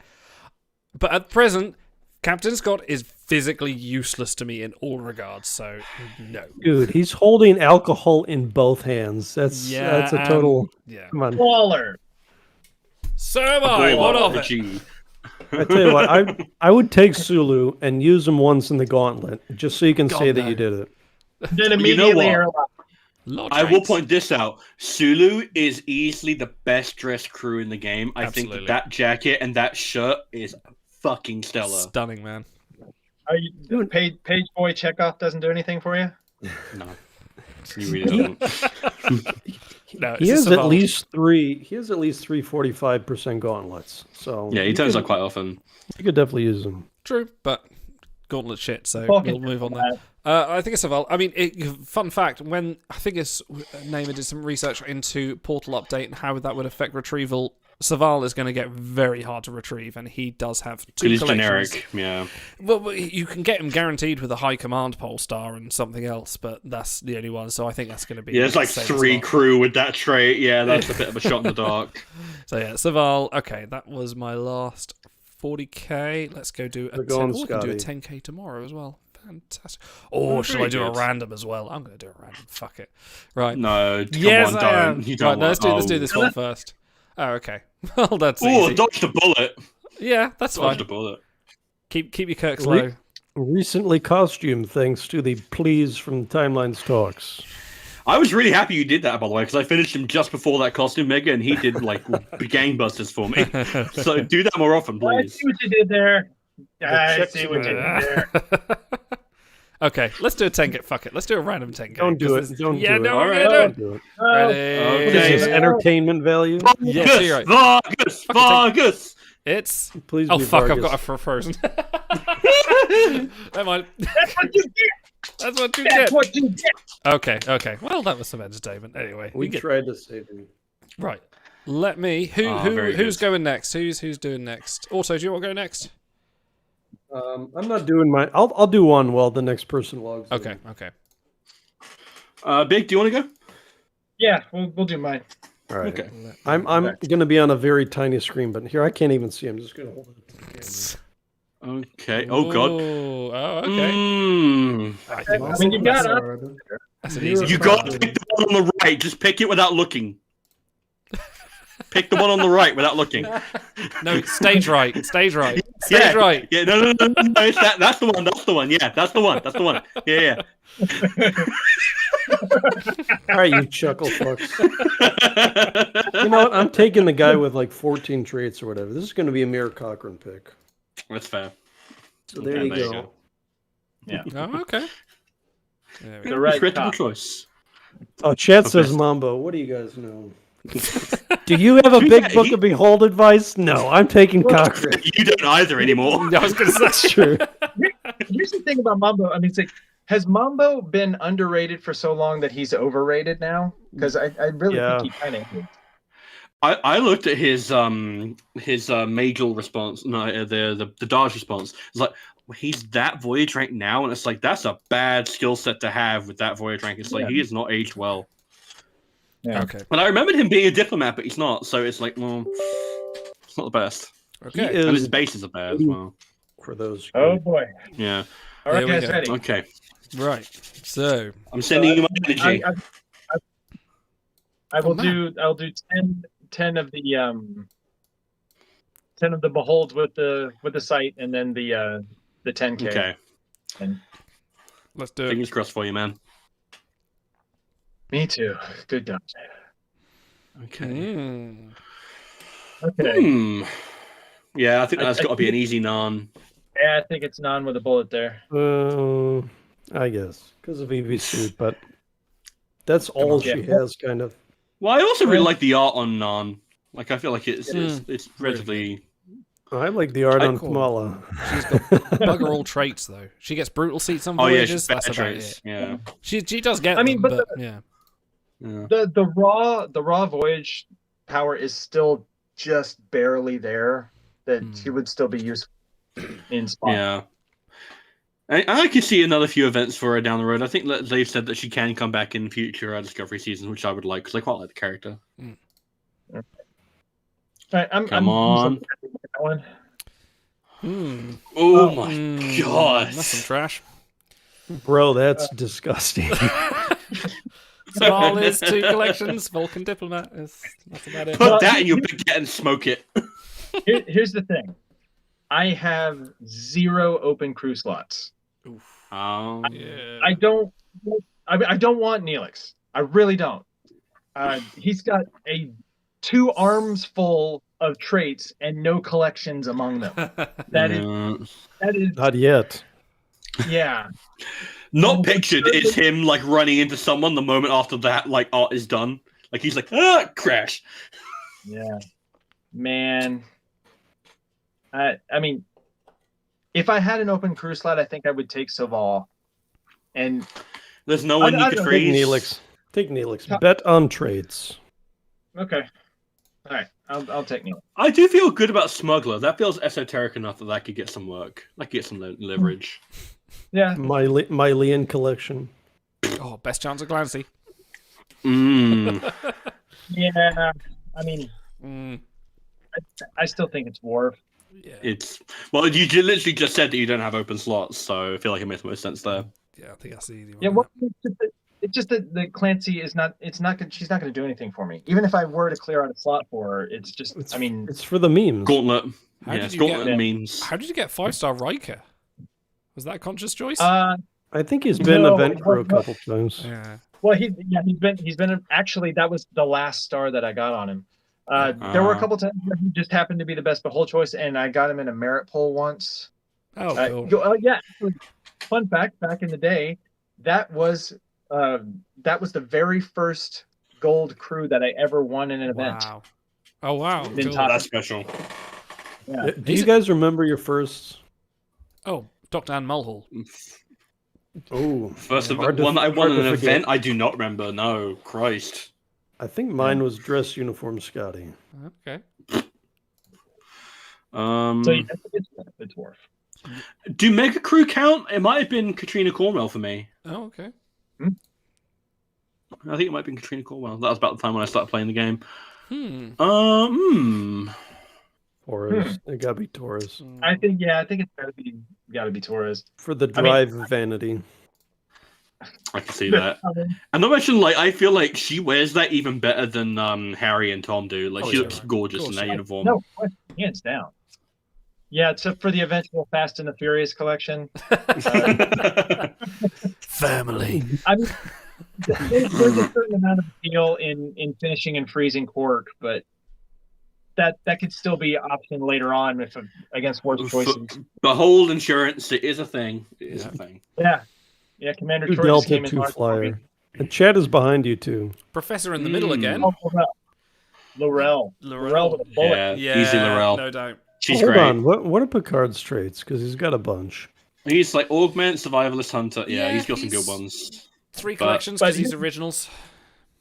Here's the thing. Well, right now, even before Portal Update, Chancellor Laurel is impossible to 100% retrieve. Yeah. Because she overlaps so much with like the Master Kang and Gowron and Chancellor Gorkon. And Martok as well. Yeah. Yeah. So all of them have the exact same traits. And then Klingon Diplomat, 2 great collections. But have you considered and she the still professor? voyages. No. Don't do this. Rejected summarily. Why are you the way that you are?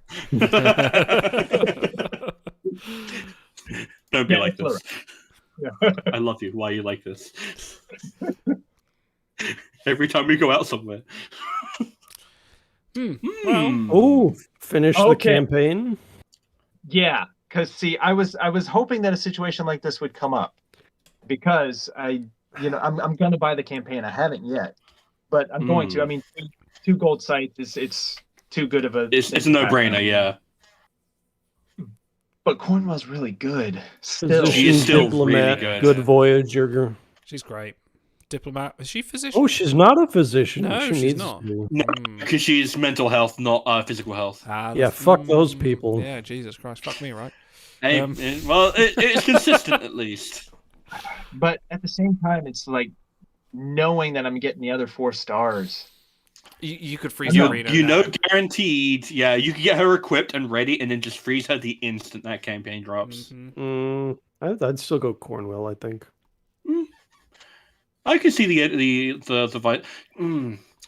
Reno could pop up again, and that would be the equivalent of Behold Insurance. Yeah, well, yeah. This is the thing. Like, yeah, you could pass up Cornwall now and then go, yeah, I'll put 2 sites on her that you get from this campaign, and you've got infinitely a better crew than getting Reno. Yeah. I bet you that Cornwell is easier to retrieve than Reno, though. True. Oh, she got. Chat says Cornwell. Yeah, I mean, I can't Cornwell remember is that. objectively the best choice, and that it's not particularly close. I didn't realise Yeah. Reno was Yeah. a veteran, actually. Jury Rigger veteran, so... Yeah. kind of- I would pick Cornwell just because, like, I- yeah, Right. Cornwell is I think I will. actually good. Yeah. Yeah. Yeah. that's the point. All right. She is actually atomized. Well, and the other thing is, it's like Cornwell is the one mega crew that I missed out on when I took Oh, a really? break from the game. And well, I mean, that's why she's not done now. And so, I mean, that's the one thing over all of this time that I haven't caught up on is having Cornwell done. So And she's aged really well for how old Yeah. she is. yeah, Nifty Mittens in chat says this Reno cannot be 100% retrieved. Let me see. What a I would shame. believe that because jury rigger and veteran are our Yeah. only like standout traits. So Cool. Yeah, the best you can do is 50% with medic Jett Reno. Yeah. Mm. And that's going to get harder as well. that's what she said. Yep. Cornwell would be very easy to retrieve with counselor and diplomat. I bet. Well, let me take a look. Because Counselor, we haven't diplomat, had prisoner. I don't think many people have those. we Those are haven't very had too unique many traits. beholds we can actually sink our teeth into. So, all right, Cornwell has 3, 6, 10, 12 different unique retrieval combos. Although Chet is 100% behind Cornwell. They want you to do well. Cornwell. Chet is actually pretty nice when we put our fate in their hands. I feel like that dad joke almost cements it. And I think you want to take Cornwell here. I do. I really do. I Then do. go Cornwell. Yeah, I'm doing it. Cornwell. Wait, have you considered Saru? Oh. Quite a number of times. Corn, a very, what's that joke from freaking Austin Powers 2? Katrina Cornwell, corn by name, corn very well by nature. Corn very well by reputation. Oh, There we go. That's there the it one. is. Thank you. That's Oh, the easy one. that's Look the at easy that. one. All discovery. Look at that. That's And nice. let's burn us some hams. That's all season some 1 ham. discovery as well. That's nice. That's prefer appropriate. I burnt like hams it. to steamed hams. So Localized Playing on the entirely spec- within my yeah, behold. Can I see it? No. This time and space relative dimensions? Oh. Oh yes, Serena. Dodge the bullet. There you go. yeah, Well, I like how this is. She's Easy, got those yeah. golden granny pants, like jacked up to her ribs, but she still looks great. She looks like she's dressed like a celery. Look at how high those pants are. Those are Koloth level pants. yeah. You're right. oh. Yeah, Felicity Shagwell. It's Felicity Cornwell. There Yeah. you go. Shag very well by reputation. There you go. Thank you. Oh. I feel like you got a finished act. There you go. There's your crew slot. Yeah, wonderful. Love it. Yes. And you don't want Detmo. You don't. You really don't. They're an empire. No, I've had 2 opportunities now and passed on them both. And here's number 3. Bye. Time for brains decks. They're never going to get over that. They need to redo her art, don't they? I feel like it's fine. It's just a case of that. It's an unfortunate thing that Dabo hand looks like a brain.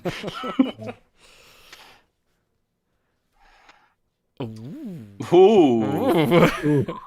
Look at the traveler eyeing it up like. No, he's looking at Wesley just off screen. That's an easy Troy. That's the easiest Troy I've ever seen. This might be the Literally, weirdest. No, it is the assortment easiest of Troy you've ever crew. seen. Okay, let's keep it clean.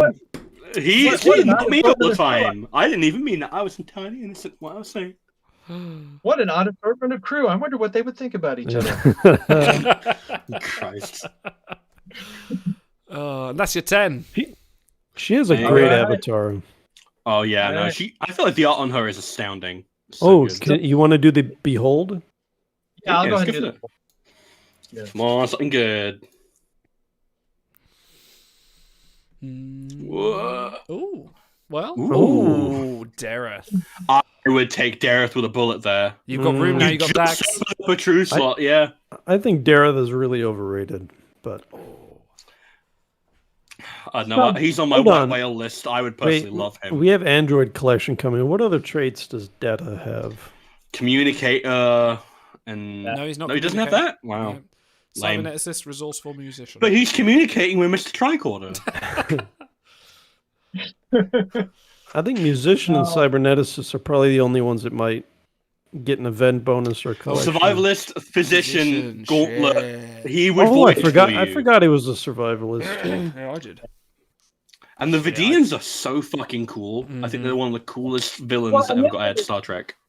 The other thing is, it's like Dareth is a pretty easy retrieval, so I could add stars pretty quickly to Oh, him. but you could also retrieve them pretty easily in the first copy. Chat says Data, Dareth, and Dareth. I say. I'd take Dareth here. He's cool. I like him. Yeah, this is Dareth, and this is my other brother, Dareth. Darethina. That's my muscle mom. My new heart reference isn't going over, so let's take Dareth. Good choice. Wonderful choice, sir. I haven't Right. got him, so I don't know. Is his part of his equip list like Lennox's lungs? Well, clearly I can't tell you either, but I could tell you in a short while. I appreciate that. Thank you. On the fly reporting, I appreciate it. All right, hold on. I need to redeem myself. Let me load up. I'll do one behold, and I will let chat pick. Okay. Because I didn't It's all pick, frozen. I didn't pick Mambo Picard last time, so. Okay. Gonna undo your heel turn. I got it. All right, Shia Porn, wake up. I need you guys to help pick. Well, let me share a screen here. He only responds if you say call him by his proper name, Gary 7. Uh-huh. ISIS's owner. All right. You have it? We got it. Yeah, yeah. Am I live? You are live. Oh, here we go. I'm gonna do one You poll. are looking live at Otto's behold screen. Chat, please be kind to me.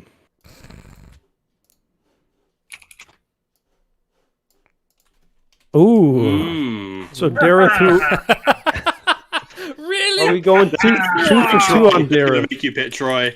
He's in the same slot too. No, all right. No, you're not picking Troy. All right. There's a line to cross. No. Come on, you said chat picks. Nah. I Gone didn't say back out chat now. picks. Hold on, I'm the guy that burned a retrieval on Priestess Serrano, so I think my That was your entertainment choice. value for the stream has been pretty high. I don't want to influence chat too much, but I mean I think it's a pretty obvious data. They both have two collections, which is my primary focus.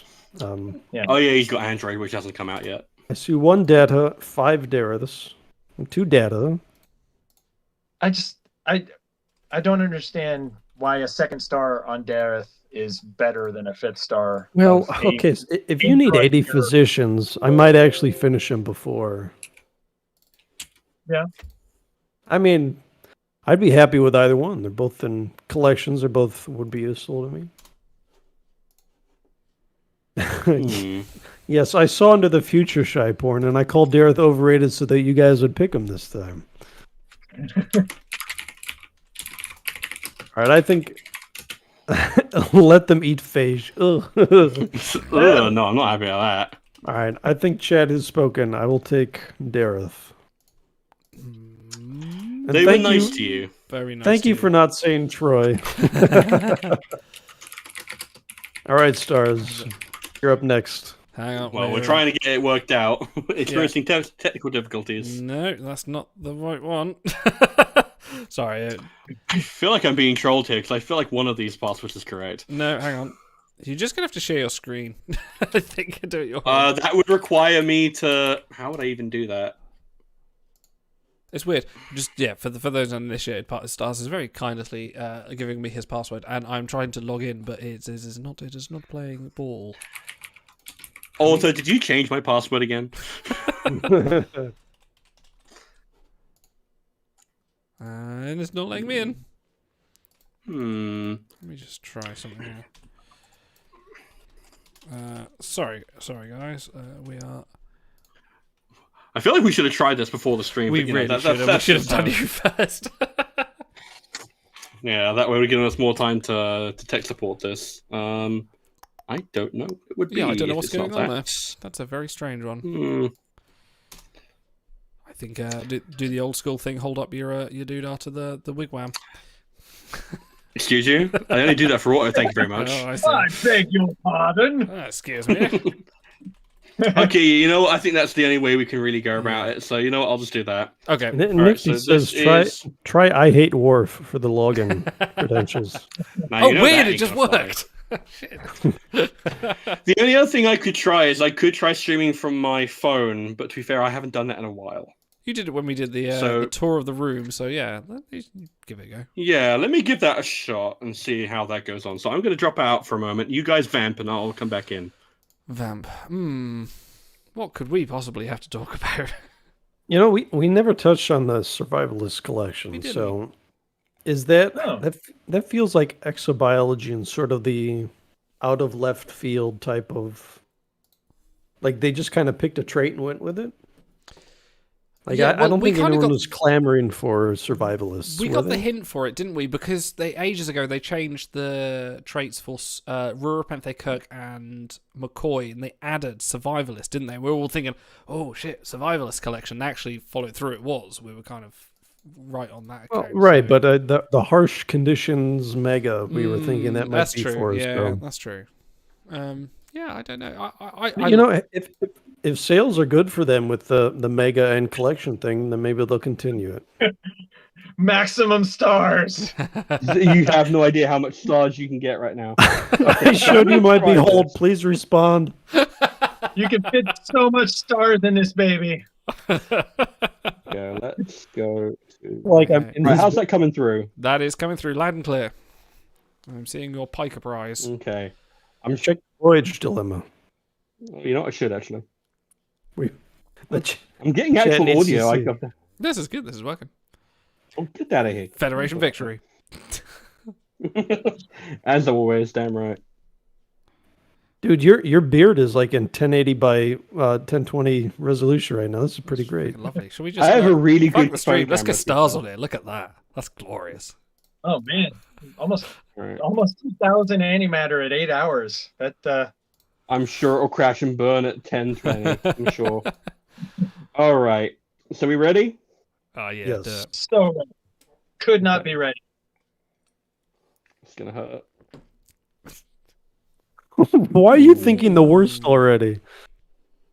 That's nice. That's a good one. Ooh, Leland's great, but I think it's the ball. T'Pol, yeah. Yeah, it's T'Pol. Yeah, Leland really wouldn't. I haven't even finished like Sinister Picard, and he'd do much the same thing. Yeah, it's got to be T'Pol here. Definitely. Is the audio coming through for you guys? Because I haven't Yeah. heard these No. voices in a while. Oh, is it? Oh, it's not for me. Yeah. Oh no, from the We can Yeah, hear alright. you, but we can't hear the game. Thank God. oh, is that a Well, that's the T'Pol ideal voice way to clip? go about it. But Yeah, it was the proper discipline one. Ooh. Take the one on the right. Stage right. No. That slot is reserved for garbage crew only, apparently. You watch as a wolf comes up in the you know, next round. I could really go either way on this one. Sisko is a diplomat. Yeah. He Yeah, is. but what do you think about the behold? Look, they don't want to land. Fuck you guys.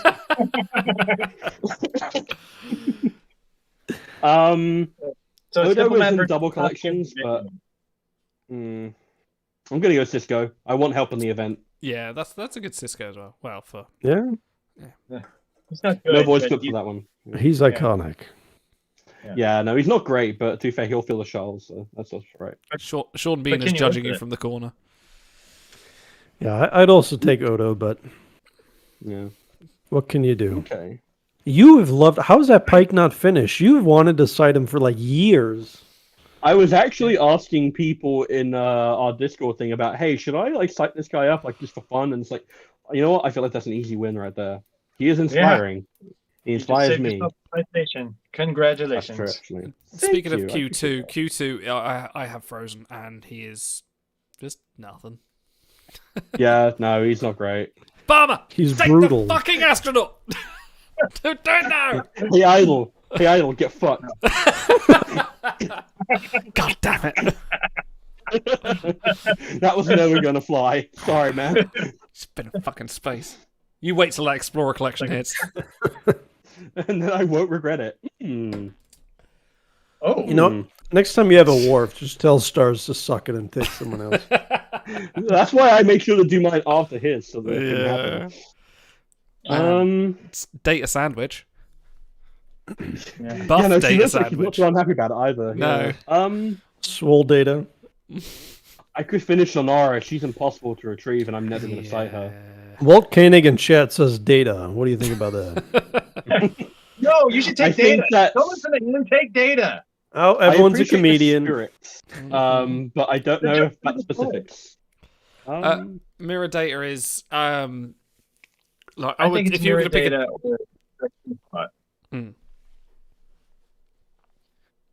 What are mirror data's traits? Can you pull that up? I can indeed. Mirror, Android, Terran, Starfleet, Resources, Saboteur. That could be interesting. So he has 2 collections. Saboteur, maybe. I'll be tempted to But then freeze I'd be able to Lenara though. Finish. That's pretty. The date is you can cite. I think Tsunkanse Siete, she says free slot, so maybe she's on the Lennar Con train. I do need the space. Yeah, that's tempting. The datas at 1 or 2 star data is not going to make a difference to you, but a free slot will mean a crew that you want comes along. And it's impossible to retrieve it, otherwise you'd be done like a million years ago. Yeah. WRG Ben says go for the site. I don't know what that means since you get a site with it anyways, but Ben, you do know what the sale works for. Ben's like, hey guys, what game are you playing? It looks pretty fun. There we go, and I can double my crew if I so wish. All right, there we go. Thank you for joining this tour of my beard. And what a wonderful beard The it pleasure is. is all ours. Believe it. Cool. Right, I'm going to switch videos back. I'll be back in just a moment. Thank you. All right. Quick, go off the air while he's switching his device. Yeah, and thank you for coming, ladies and gentlemen. No. Good night. We're fucking gone. Well, we pretty much are. For everyone in the Discord, if you haven't heard about it, come join the Discord. One of the things we're doing at the moment is we're taking suggestions for crew that aren't in the game yet, and Stars will mock up some crew. We have got all your suggestions. We were going to do a feature this week if we weren't going to catch up a severe amount of stuff that we've missed. But next time we do a show, we will be doing things like Legend, JG Wolf, Maxwell Burke, Delta Vega Spock, all sort of fan recommended stuff. If you want to come to the Discord and recommend some stuff, there is a function for that. Pop along if you've got any crew. If you want to come to Discord and just heckle the 4 of us, you can do that too. And that as well, yeah. We have operation But be station. prepared to be heckled right back, so you know. No, it's good fun. We're having a lot of fun. Actually, to be honest, I am actually shocked because I kind of opened up thinking, this would be quite a good way for us to kind of sort the show out. And we've now got over 200 members in there. And I'm like, this isn't some sort of needless, we've got loads of people promotion thing. I'm actually honestly shocked for the amount of people that come in. So thank you everyone that comes and joins our Discord and chats there. It's been a great lot of fun, actually. It's been. You thought it'd crash and burn. I actually did. I thought, well, I haven't spent any money on it. And so we've got some people have pumped some nitro in it. So we've got some extra fun emojis in there. If you like emojis, they are quite fun. We've got plenty. Do you want to know something Hello, sad? fellow kids. How do you do? You want to know something sad? Lennar Khan is my 8th best Sybase, even after being fully sighted. What garbage. What trash. So yeah, we'll be doing that next time, and it's the Taxman. Yes, we will be doing your site advice in the site advice channel on the Discord as well. So please come along there. You can see. Blah, blah, blah. I think our combined age is like 130. Oh, we're so Don't say old. that. That's awful. My dare you? I'm making Newhart references. Of course we're old. My son came To be fair, downstairs. that flew over my head, so you know. My son came downstairs the other day and said Minecraft, and I went, "What about it?" And I went, "Yeah, I've got it." It's like, I want to play it. Okay, right. Let's just. I was like, hold on, I have to pause my Fortnite game and I'll get it for you. Yeah, no, like, what you're not including is the fact that, like, just before that, you would, like, stream sniped your son in a game of Fortnite, so. Get wrecked, noob. See, I'm still trying to complete Quake. Like Quake, I'm still there with Quake. I've got my nail gun. I'm picking up the 9-inch nails now. Anyway, Have you guys ever told your kids, played a competitive game and told them that you slept with their mom? Because I feel like that would be a pretty easy slam dunk. They can't say you didn't. It's true. You can't say that they didn't. That's pretty good. All right. There's physical evidence to that fact, and they're getting destroyed right now. And on that wonderful your mother joke, we're gonna end this week's show. We're out. Next week, we will be back with some more Star Trek Armada. We shall be playing the Romulan camp. I think we're on the Romulan campaign now, aren't we? Romulan and the final campaign, I believe. Yeah. Well, and Borg, I think. It's Romulan, Borg, and I think there's a secret one. But yes, we'll be back with some Star Trek Armada again next week. Keep it secret, keep it safe. Yeah, and we'll see how many times we can actually how many times I can actually blow up my own fleet. Which, thanks for the heads up also. How many times. He's like, yeah, get the super ship. It's fucking amazing. Yeah, blows up your own fleet. To be fair, it did expedite the process of killing everyone else, so I feel like that was a win. Nifty Mittens, thank you very much for pointing out that we started off with Luma Rahl with a your mum mic drop joke, and we're ending with a your mum mic drop joke. So it's a perfect circle. But thank you everyone for joining us this week. Thank you all for watching, and we will see you next week. Ta-ra.